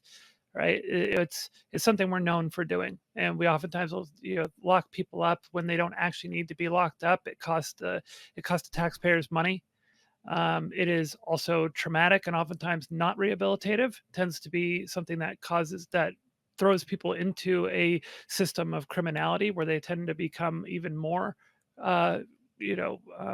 hardened in terms of criminality and end up becoming repeat offenders soon after that because of what they're exposed to in there and how they're treated and how they're warehoused.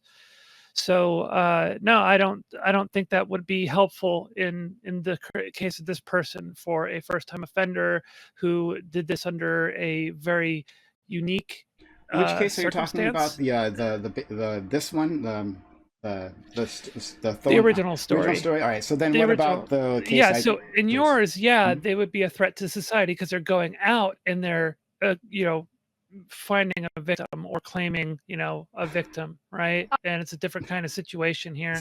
Now, if she were then going out and, say, kidnapping another child or attacking another person or something, I would say, yeah, absolutely. You need to get her away from society.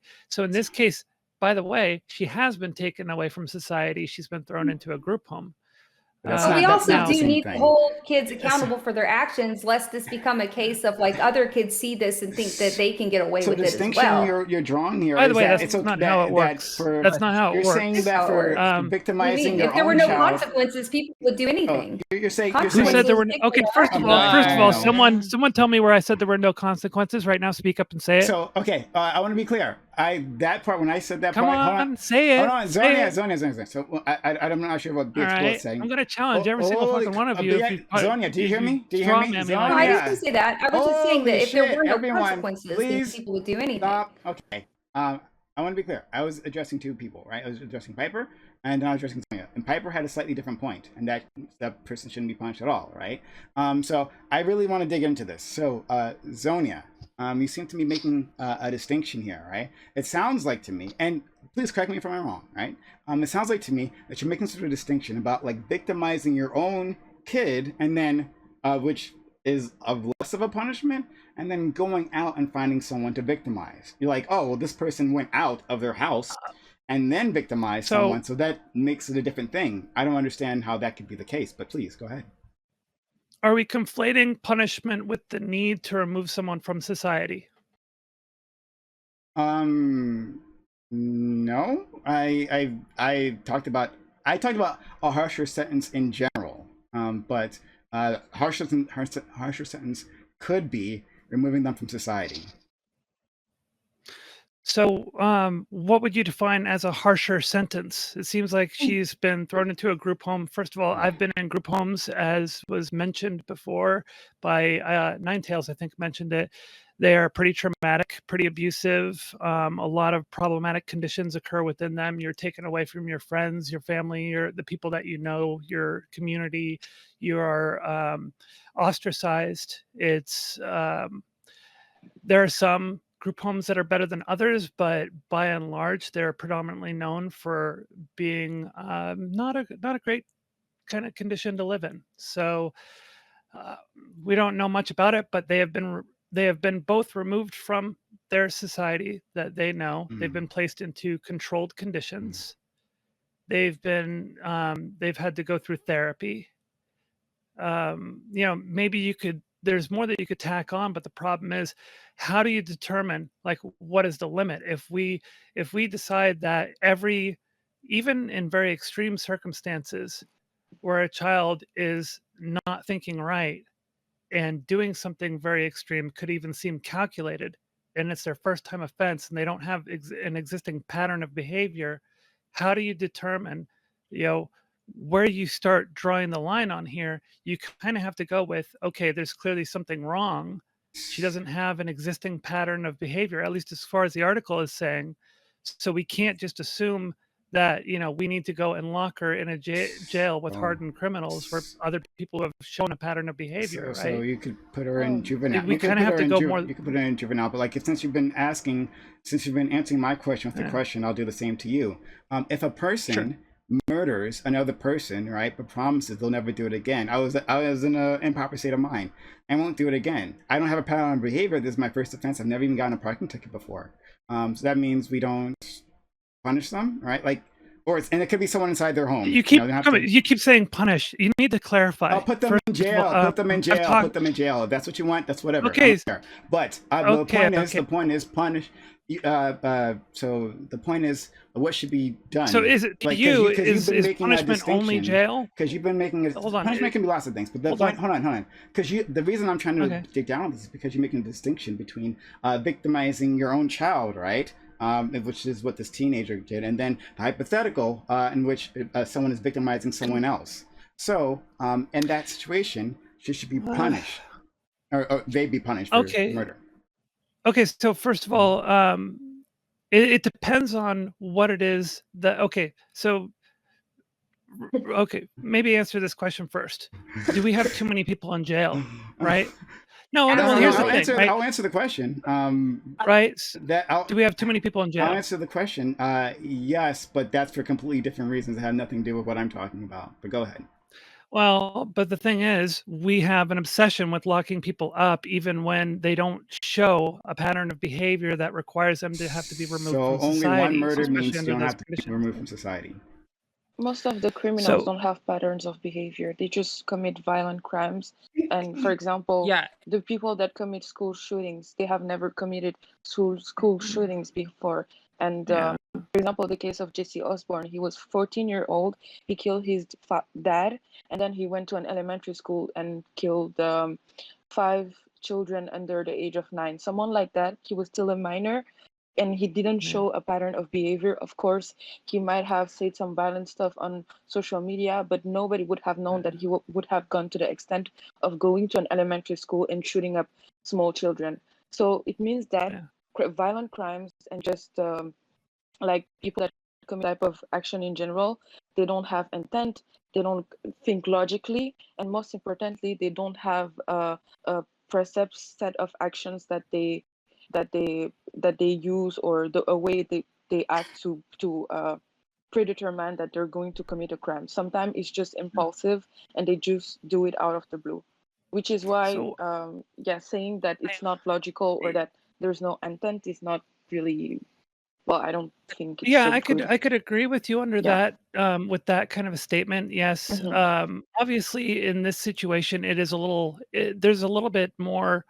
It's a very unique situation. You've got a woman or a 16-year-old girl, really, who just gave birth to a child, right? We have to factor in all the conditions there. Uh, why is she pregnant? She's going to have serious hormonal shit going on at the time. This is as someone who is not prepared to be a mother, obviously. Of course. We have to talk about the situation of support, which is what I mentioned early on when we first started this whole thing. Yeah, and I agree She's totally probably with not what you being were supported saying. here. So when you factor all these things in, even when she says, "Hey, can somebody help me with this situation? Help me deal with this body," for instance, right? I don't know exactly what that Tiffany, quote stop means, waving your hand. I'm going to get to you later. Go ahead. Finish your phone. It's on you. but I just want to defend you're still talking about a 16-year-old who is going through an extreme situation, and it's I see, this is the way I see it. She's been locked up in a group home, essentially. It's not locked up the same as like a jail, but she's removed from society. She's going through conditions that are trying to find a way to rehabilitate her so that, one, she doesn't do anything like this again, but two, she doesn't have just like the freedom to go and hang out with her friends again, right? And reintegrate right immediately with society. So I'm not sure if you're familiar with how group homes work or how that I'm kind of not. I was how about to placement ask works. about that, But actually. yeah, usually when you go into group homes, you have an initial, entry into group homes. You're Mm-hmm. set under certain conditions with reviews. You have counselors and therapists, and they have a goal where a certain kind of behavior has to be met over a certain period of time. And if you don't meet that, then you don't get out of the group home. And if you screw up again when in the group home, they move you to another placement facility that's usually a higher level. And the more you Um, continue screwing up, they go up and up until finally you're in a high security group home, or they punt you into, an actual penal institution. oh, okay. So So, I'm not um, sure do you why have we're access pretending to that this like, isn't punishment. yeah, I have a question. Like in group So, homes, so I can do they want to go hold on. I out? do want to move because Piper was addressed and she never got a chance to Oh speak. yeah. So please, Piper. So I think I did have a thing. I did think about this, by the way, when you brought up crime, because I was like, why do I view these two things differently? And I try to evaluate these cases, well, anything as like the moral responsibility, and like, did someone violate their moral responsibility they have to other people specifically? And I can't help but see this case as more self-harming than harming others. Like, there was no point where, like, I can't see any evidence of her being like, "Woo, baby's dead," kind of thing. Sorry to kind of talk about it like this. So so since I can't help but see it as primarily self-harming, it makes me really question the thought processes going on. And because I can't wrap my head around it, whereas I can usually wrap my head around these sorts of things, I'm inclined to think there was some sort of psychosis going on, specifically because it doesn't make sense. A mother stealing a baby is clearly is usually because, she wants a baby. and that can have its own reasons. But why would this girl want to yeet her baby out the window? I I mean, can't think of a possible reason. Okay, so this wasn't okay. So okay, a little background for this topic. This wasn't the article that inspired me to talk about this. I found this article later. There was another article that I stumbled upon talking about a woman who was only just arrested now for a crime 13 years previously. She put her baby in a dumpster. And the baby died, unfortunately. But like this was a woman who was older, who was like not a teenager, right? As far as we know, she wasn't in distress. As far as if I'm remembering this article correctly, she wasn't in any sort of distress, right? And so like when I first was thinking about that one, I'm like, well, I don't know what to say. Is there anything to say about something like that? But then I found this article, and it made me compare and contrast the two, and like I don't see that like. You have a Yes. Both of those things are related to the access to family planning. Like that's really what necessarily. it comes down to. Yeah, it is. A dumpster baby, a baby getting thrown out a window and having these psychosis issues and things like that are because we force people to do their lives in a way where they don't have proper access to education, abortion rights, and things like that is what causes these crimes to happen, Prime. So yes, these are going to continue to happen until we actually fix the system that puts these women in these positions. It doesn't. We're in a regardless of position. I'm age. sorry. The woman was in a position to throw a baby out the window. She was obviously The system did that. she was a 16-year-old girl that got pregnant and wasn't educated and didn't have a support How network do that you know was that? walking her How do through you know the that? way. How do you know any of that? You don't Because know you- that. You're just you making don't that know up. that Her mom was right either. there. You don't You know are that But I'm not either. making a Yes, claim. Yeah, yeah. I'm not By the making way, a we're all claim. speculating. Josie, I'm not We're making all a claim. speculating. None of us are making. You don't hold on, know hold on, that. hold on. You're trying to Hold on. retrofit. Yeah, You're we trying aren't to making a retrofit claim your You're doing the as to argument. her same state of thing. mind. You're doing the No, same not. thing. Hold on. I'm giving I you new have been information trying- about the I have Facebook been post. trying. Okay, hold on. I've been trying to rein this conversation I'm in. resetting. I'm resetting. Hold on. Okay, I'm going to go to you, Josie. I'm going to go to you. Okay. Okay. So Okay. all the point I was trying to make is that I'm not making a claim as to her state of mind or anything like that. I'm just saying, like, here's the facts of the case. And under those facts Right. and under other hypotheticals, right? Yeah. Like, what should society do? I don't know if she had a support sh- network or not. I don't know if she wanted to get pregnant. I don't know if she consented to the sex. I don't know anything about that. But like, we shouldn't put what that was in the here biggest if we have no driver? idea. But go ahead, please. What was the biggest driver that stopped coat hanger abortions and stopped the massive influx of children being aborted without safe access and women dying? What was the driver This that woman made that didn't go say she down? wanted. This child did say she Well, wanted to it's abort. because of Roe v. What does that have to Wade. do It's with because anything? access to abortion. No, it has everything. Let me finish How do my you know point, she and I'm going didn't to have be done. access to You abortion? actually- I am going to finish this point because this is the counter. This is my factual point. The fact of the matter is, before abortion was legalized and allowed across every state, there was a massive problem with back alley abortions. There was a massive problem of babies being left out in the elements and dying.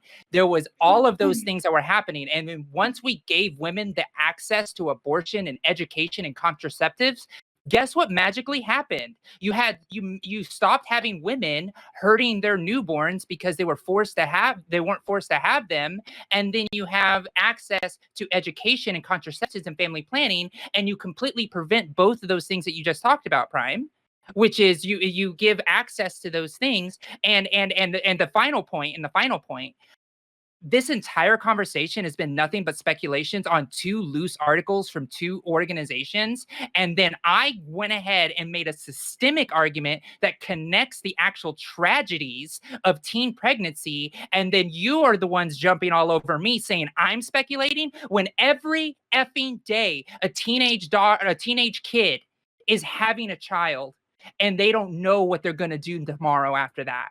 So the fact of the matter is, this is a microcosm of an actual systemic problem that makes America a place where people's teen pregnancy rate is rapidly high, and we're just going to get more cases like this. So that's my point on this, because I'm very disappointed on where this panel direction went. Okay, Yeah. so I don't. So now Sorry that we're about that. done with moralizing on that one, right? Like, we've literally talked about all those issues on this panel and on other parts of my channel. We've done it many times. So yes, I know all of that. We know all of that. We've talked about all of that. Talked about addressing all those issues. Great.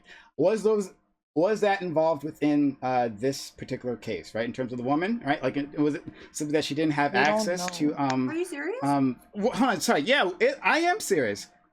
Is that the case? I'm not speculating. I don't know. Maybe it is. It could actually be. What Josie could say, or this way, there's reverse my screen. What Josie was saying could actually be 100% right. It could be, but maybe not, because I don't know. So I'm not trying to So- speculate on that. I'm just talking about like what we do know in terms of the articles, and then moving that forward in terms of like how do we treat cases like this in general, right? Talking about like what punishment is actually, if punishment is necessary, first of all, and if it is, like what punishment is necessary. I am not making the case that she did not, or she had support, or she did not have support. I have no idea. Was she consented to the sex or didn't consent? I have no idea. Was she had condoms available? I have no idea. So I'm not saying any of that. You're saying that. I'm saying you don't actually have any proof of that, and I don't know why we have to speculate that. We don't have to. We just stick with the few bits of information that we know. Is But it he's more asking whether the reasonable to punishment assume is that the this crime. I'm gonna make a and then I'm the- gonna make a parallel comparison. So we have the Netherlands, for example. It's a country in Europe that makes sexual education mandatory, and their abortion is free. Nonetheless, in 2020, a woman was arrested because she killed her babies. So despite the fact that she had the education, despite the fact that she had the resource that were available, she still killed her babies. So sometimes you have some people, perhaps she wasn't right in her mind, perhaps she had some mental issues, we don't know.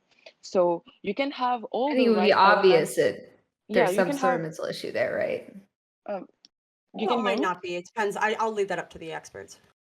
Well, okay, so I'll say this much. It's reasonable to assume that rational people do reasonable things. Therefore, when Yes. you see somebody not doing reasonable things, then there's some sort of other thing there. It's crazy to think that it's just evil. She just hated babies. That's why she threw it out the window. That's the stupidest reason, by the way. And that's the only reason to punish her any more than she's already being punished. So like, yeah, until like you can actually Can't like follow that one. like we can't actually say what was or wasn't available, but we can definitely say that there were barriers preventing her from accessing those things, and that she didn't, which for whatever reason was not reasonable. Therefore, I clearly think that there are things that were going on with her, and it's silly to assume that she was somehow motivated by criminal intent. I didn't say that. I literally said at the beginning we don't need intent to. I'm responding to everybody, Prime. Oh, like okay, you do. good, great. But anyway, there's no, like we said previously, you don't have to have intent to be prosecuted for a crime. You should. Like But you're that's responding not with the an case, but that's is. not actually You're the case, responding with so. an is. I'm responding with an ought. Okay, Unless there's great. evidence of intent, then you're falsely persecuting somebody. Let's go to Maddie, and then Sonia has her hand up. And, Tiffany too. Okay, great. So I think why, like, my interpretation is like the reason that Josie was bringing up a lot of the like structural issues is because, I mean, when we're asking questions like, you know, is this the right punishment? Should she go to jail? That sort of thing. And the questions that I think, at least in my own reading of this case, the questions I've just found more prevalent are like, why did this child have a baby at home? Why didn't she feel comfortable telling her parents that she was pregnant? Because then I shared an article with you guys in our group chat that thankfully, thank you, Samantha Banana, for sending me the article. But it gives a lot more details about the case and sort of the details surrounding it. Like why? Apparently, according to her boyfriend, he told her to go to a doctor and get prenatal care, and she did not go to a doctor. She did not seek any like medical care. So I asked questions like, why was that? Like, what kept her from doing this? What prevented, like, why didn't she feel comfortable telling her mom? Why didn't she like just go to a doctor or an urgent care center or a Planned Parenthood? Because Planned Parenthood, I have friends who went to Planned Parenthood just simply for prenatal care because they do comprehensive health care. So I don't know it, and a lot of these, when we're thinking about this at like a bird's eye view, 30,000 feet, it's I think it's important to ask structural questions for like what structural mechanisms are leading to this outcome. If our desired outcome for like, okay, well, how do we deal with her? If our desired outcome is more healthy babies that are all wanted and have like are born healthy and happy and are able to thrive and grow and become part of this world, like what helps us, what leads us to that desired outcome? What structural things do we need to address that leads to that? Because I don't know that taking a purely like punitive, like vengeful approach, I don't know that that's helpful. But then again, I also acknowledge that we're all speculating here, right? Like no one can 100% know what was in that girl's heart, what was in her mind at the time, what she was thinking. Like there's just, we can infer, but there's no fucking way. And so we're all just like making assumptions. And at the end of the day, like I think the one thing we can all agree on is that this entire situation is incredibly fucking tragic. So Yeah. my problem is that like, and actually I don't want to speak for BX Bullet. She might have her own different opinions on this, but at least for me, I'm not speculating as to what is in her mind. I hear that from the rest of you, thinking on what might have been in her head or anything like that. But I'm not concerned about that. I'm concerned about her actions, and that she actually took place in real. That's the only thing we can confirm are the actions she actually did, right? Yeah, And so, after reading that last article about that Maddie sent just now, I changed. It was a little different than the first article you linked, huh? I mean, because you actually get a picture of her social media activity, the fact that she took a picture of the baby before throwing it out the window. I mean, it looks a lot less like hysterical, oh my God, a baby came out and threw it out the window, to like, oh no, I had a baby, I'm in trouble, I don't want my mom to find out, what am I gonna do? Hey, Facebook, help me out, somebody give me a car. Like, Seems You don't like know she was that. She swinging. also So- sent a It message. seems like she no, was. I'm just using the it's data, my- that Oh, boy, so- evidence that I have. oh boy, It's my hold on. turn, I want to finish. right? I want to finish. So, I want to finish. I want to I finish. I haven't want to talked in finish. a I want to while, finish my point. I know, I'm Yeah, sorry. no, that's fine. And I want to make sure everyone gets a chance. Ninetales, I do see your hand there. But is that I'm not speculating at all her mental state. This is very important, right? Just looking at the facts of the case, and I don't think you, Ninetales, and I can. Don't worry, you'll be able to get the answer. Respond soon. Ninetales said like we're assuming, or at least or some people are assuming that she might be evil, right? People might be assuming that she might be evil. No need to assume that. No need to assume that anyone is evil to punish them. Good people do terrible things, right? Like people who you would otherwise trust with your children make a mistake, and then they take someone's life. That doesn't mean they avoid punishment. They don't get to face the consequences of their action. Those two things are completely separate. So I don't know why those things are being tied together here. And that's why I try to take it even to other cases about adults, right? And test the limits of your reasoning here, right? Like whether it's a woman again victimizing a child, or well, both of them are victimizing the children, right?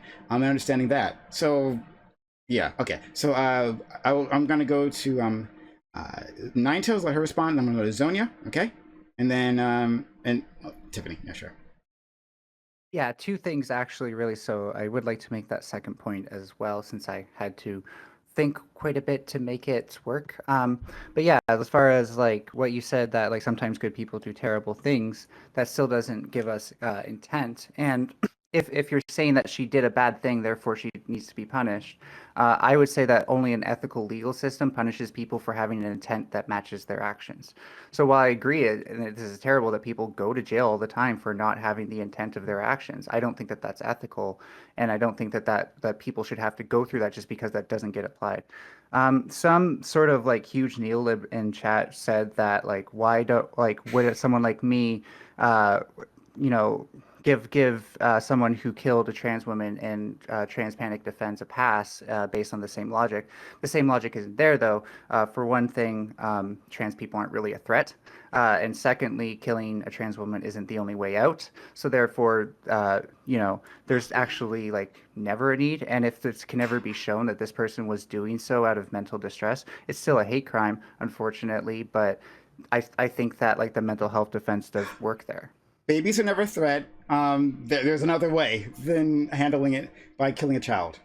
Actually, someone with postpartum psychosis does perceive their child to be a Hold threat on. to them. So then, And No, and I want to because respond to what BX said, because BX was like, this person did these things that seem normal. This person was oscillating between what seemed to be normal social outreaching behavior and not normal behavior. When did That's I say actually, she did something normal? you're like, she's posting to Well, Facebook and stuff like that. Oh, like, behavior that yeah, assumes that okay, she's yeah. like aware Yeah, of what she's and doing. Yeah, and yeah. Right, so okay, yeah. she was yeah, saying and so that what she I'm was saying aware. is that people, just because people do these specific things doesn't mean that they had that same awareness throughout. I Yeah, didn't like come if up you with this know anyone that has example. been in psychosis, like it sometimes it's not always 100% clear when it's happening. Sometimes it is, but like I have a family member who is bipolar, and like when it's not often like the things they post on like social media, other things, even when it's leading up to a manic episode, it's not always clear like what that it's actually them in psychosis. It becomes very clear once they're like at the height of it, but like yeah, I'd just be hesitant. Again, I feel like you know, in this case, if she had been like Um, I don't know, evaluated by like a mental health, like a psychiatrist or a psychologist, like they could infer whether or not that was actually what happened because they would know how to diagnose that. But yeah, Yeah. I just want None to. of these articles give us So, any information from mental health experts on the no, issue, which Nine is really Tails. sad. I just have a quick question. So, what you mean by intent is that as long as the person doesn't have the intent to commit a crime, they should not be punished. Is that what you're saying? Well, no, I'm saying that the severity of their punishment should be proportional to their intent. To their Therefore, intent. so like in this case, this person clearly had no intent, in my opinion. Like, show me one piece of evidence that they had the intent to do any of this, and I'll concede. But I don't see any Of course, evidence of but intent. is it also possible to show an evidence that she did not have that intent? Uh, I guess that would be hard. Yeah, But exactly. We don't have the evidence for the intent. We also don't have the evidence for not showing that she doesn't have an intent. this Because is how, like, I know. I think you're from Europe, right? You said. yeah, I'm currently in Canada. Oh, okay. Well, here in Even Canada, worse. typically, if there's evidence of intent, then you can say that there was intent. Is how we do it. So that, like, it's a thing where like you can only positively prove this thing. You can't negatively prove it, but at least when there's positive proof, there's positive proof. But yeah, like, But and she admitted to having intent. She said that her excuse was that she thought the baby was stillborn. But Yeah, she she thought it was in intentionally this through it thing. out the window. but There's no but question the that she had question is, intent. Context is no, important, right? Even if but then intent she didn't murder the specifically. child. But If she thought it was Context is She dead, then did murder the child. but she was. but she couldn't have known she was murdering it if she thought it was dead. But it's still so murder. Hold on. okay, Didn't, Oh let my me cut in God. real I quick love here. the But it's lesson still of in the it when it's law. self-defense. Context is Oh important. boy. You Context don't is have Time to is saying dye the your hair crime blonde life. just because. Let's go to. Self-defense? We Let's have a go to lawyer on the Zonia. panel. What did you say about my I'm hair? saying- Hold on. oh, What? What? A lawyer here. Okay. Like, I don't know. That was What weird. about my hair? For the record, I Zonia. think your hair Did looks you great. say something about my hair? I didn't I don't hear know. that. You're really gonna focus on that despite you- everything else that was said Oh, here? boy. You just go for the stupidest Yeah. argument you can? Oh, boy. Yeah, Yeah, you do 'cause go I for the was just- stupidest Oh, but argument you okay, can. It's the only okay, thing all you right. can do. Okay, Hey, great. hold on, hold on. And I told my again, followers this He was like the number one charged. and super again- channel. What do you want me to say? and again, BX Bullet, your Tell hair me, actually Bullet. does look great. But let's go to Zonia. Zonia, and then I mean, I'm not Tiffany. attacking other people's Yeah, yeah, fucking looks because you know what? Okay. That's a shitty fucking thing to do, and it makes you look like a bad debater. You're Yeah, such a okay. victim. Okay. When people resort to ad Hold on. hominem, Everybody Now we feel have- really now bad we for have BX. limited amount of time. Limited amount of Everyone time. feel really bad for I really BX. want to hear what Zonia has to say. She makes good points all the time, even if I disagree with her. I love you, Zonia. Go ahead, please. I know I'm such a villain for just being Please, blind. please. Oh my god! Please, Girl, come on. you're Hey, knock Karen. it off. Hold on. If you need me to mute you, I can. All right. I really want to Why move don't you on. mute the people who are I will attacking mute me, Brian? How everyone, about and then we that? won't have a problem. Everyone, blanket mutes. I can do that. Then one at a time. Please, I want to hear what Zonia has to say. Please, Zonia. All right. So this is I've been going through this this article that you linked. I think Maddie linked it, and it. Okay, so obviously the question is, does the punishment fit the crime? Now, these decisions, at least in the courts, are not made in a vacuum. You know, so they're factoring in a lot of circumstances. One of the claims made by the prosecutors is that factoring in her mental state and that it's a first-time offense, that's why there was a little more leniency in the sentencing itself. And they sent the case. They charged her as an adult, but they sent the case to the juvenile courts for sentencing, factoring in all these things. And reading through this, it looks to me like we've got, obviously, there's a lot of immaturity in here, a lot of like Snapchat kind of immaturity, like her whole life seems to be centered around that, let me ask my friends on social media and let me post this out here and now let me take pictures of myself, right? So it looks like a child behaving like a child, like a 16-year-old behaving like a 16-year-old, in conjunction with this very big, serious thing, another life that she's given birth to. And it's clashing with the immaturity. It's clashing with, whatever it is. We don't have a lot of the information because she's a minor, so they won't release that information, right, with regard to her mental state.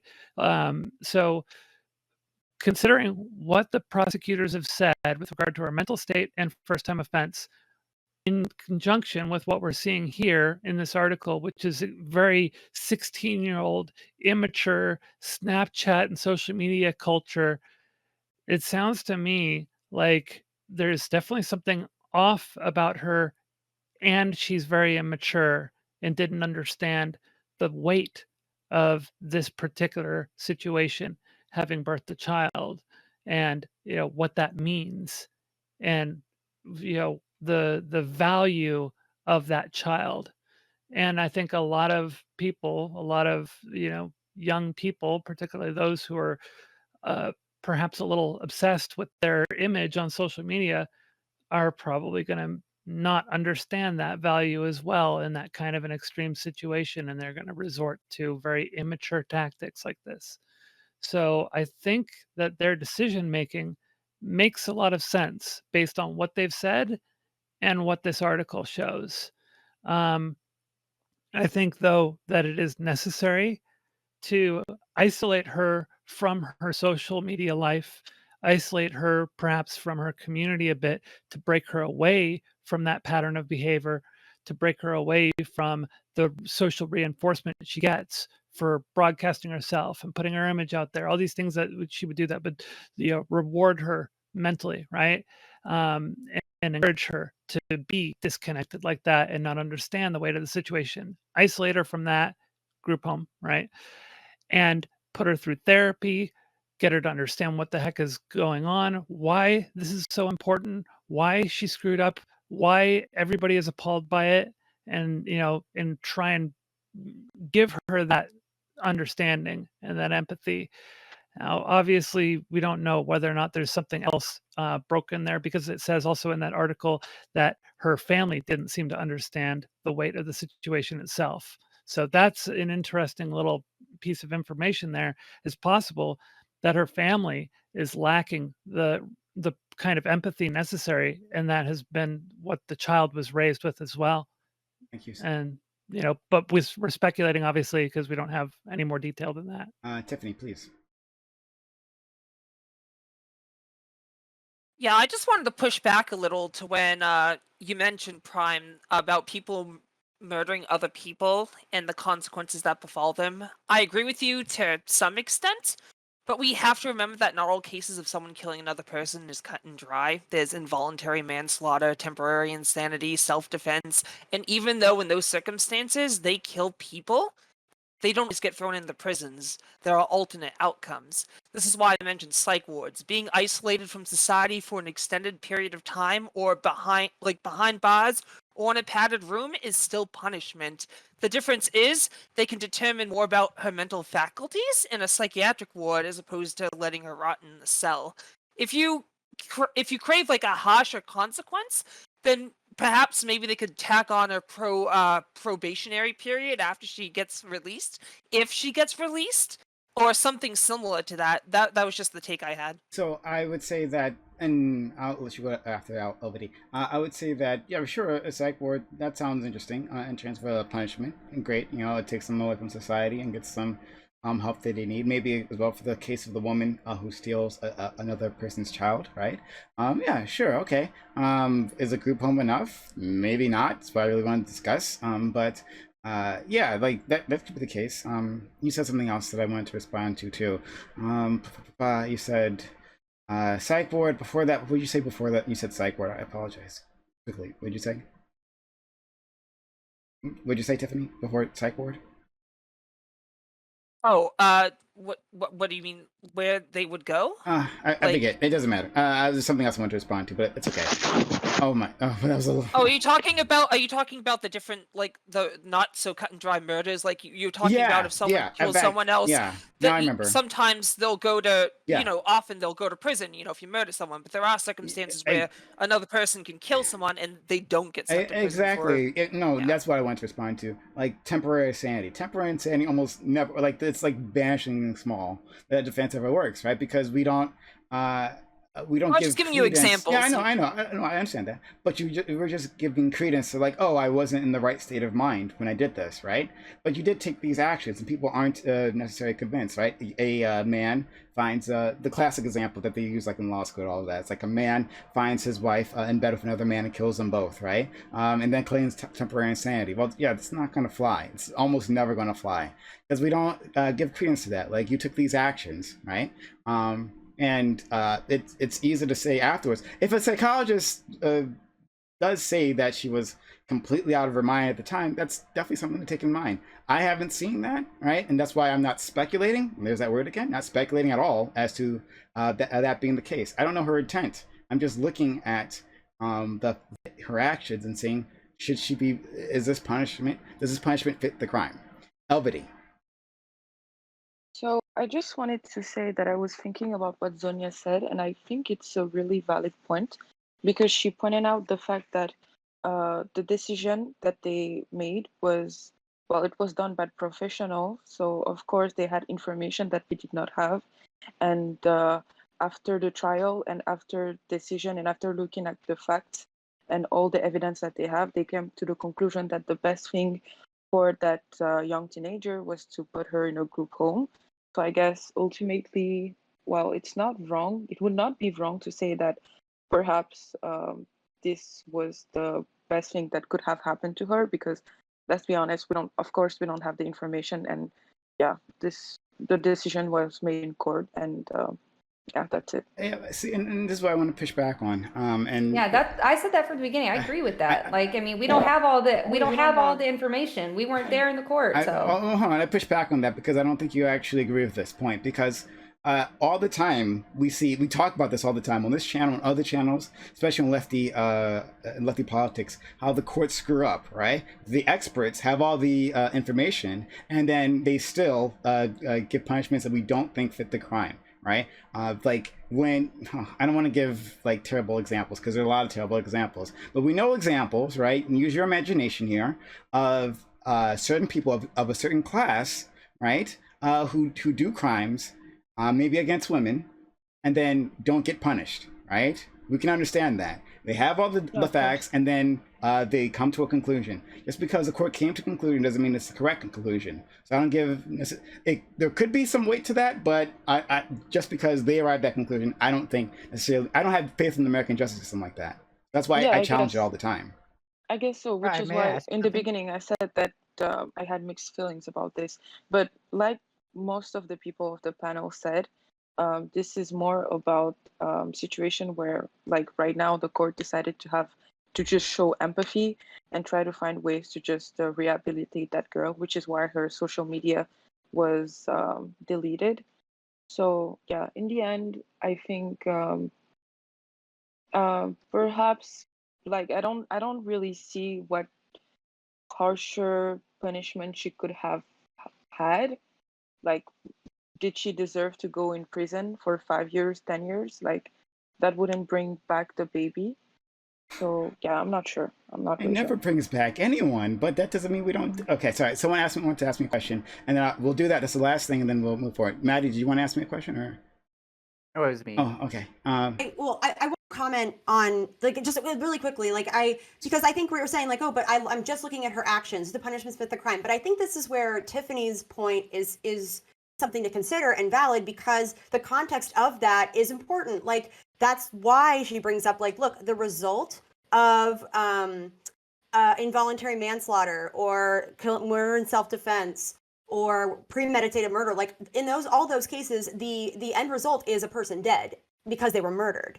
So the question then becomes like, well, but those lead to those come up with different punitive actions, or they have like different outcomes in terms of how they're dealt with. So like that's why maybe we're thinking about this differently, where it's not just like, oh, but like the baby's dead, so she of course should go to prison. It's like, well, but is that really like, is Yeah. that viewing this case in context? And also, I just want to point out the court system is usually not very lenient when it comes to like murdered children or like dead Usually babies. it's not. So No. yeah, so like the fact that the court like chose to do this to me is like it's something where I'm like, there's something we aren't privy to that must have happened, because that's just not something that if the court went in a different typically direction and this was a black happens. girl, would you be saying the same thing? I was like, oh well. Actually, I have an article someone just sent me where that exact same thing happened just a few years ago. Okay, so For a I want to black get. Yeah, well, I don't think a black girl would be given the same leniency when maybe she deserves it. Yeah, Maybe that's absolutely. exactly what I'm saying. So just because the court said it doesn't Or mean maybe that they're just it means completely anything. two separate cases Or they're Oh entirely. no, I'm things. saying Yeah, within I the mean, same I fact mean, can pattern. we But hold on. can we is it okay to just throw the race card at this issue and be like, oh, if it was a black No. girl? No, hold on. So that's No, a hold on. No, I'm actually, not for that this. perfectly is, because I'm only demonstrating. All I'm demonstrating is that the court can come at it with a different, can come to a different result for all kinds of reasons. That doesn't make Of it course. legitimate. So I'm not like Of course. throwing the race card for no reason. Like, That's not a great argument for why if we're she should be giving locked up legitimacy to the either. court, well then let's give legitimacy to the court in everything that they do. They do it they make all kinds of decisions for all kinds of people. Is it necessarily fair? Mhm. I don't know. That's what we're discussing. Nine Tails, you want me to say something to me? Last thing, then we gotta go. We're already out of time. We're over time. So go ahead, Nine Tails. Yeah, and I'm tired. I just wanted you, Prime, to substantiate what you meant when you said she probably self-ID. Did you read that in an article, or are you just assuming What? No, this? And I was based just off of it? no. Samantha was memeing in chat, and I was memeing with her.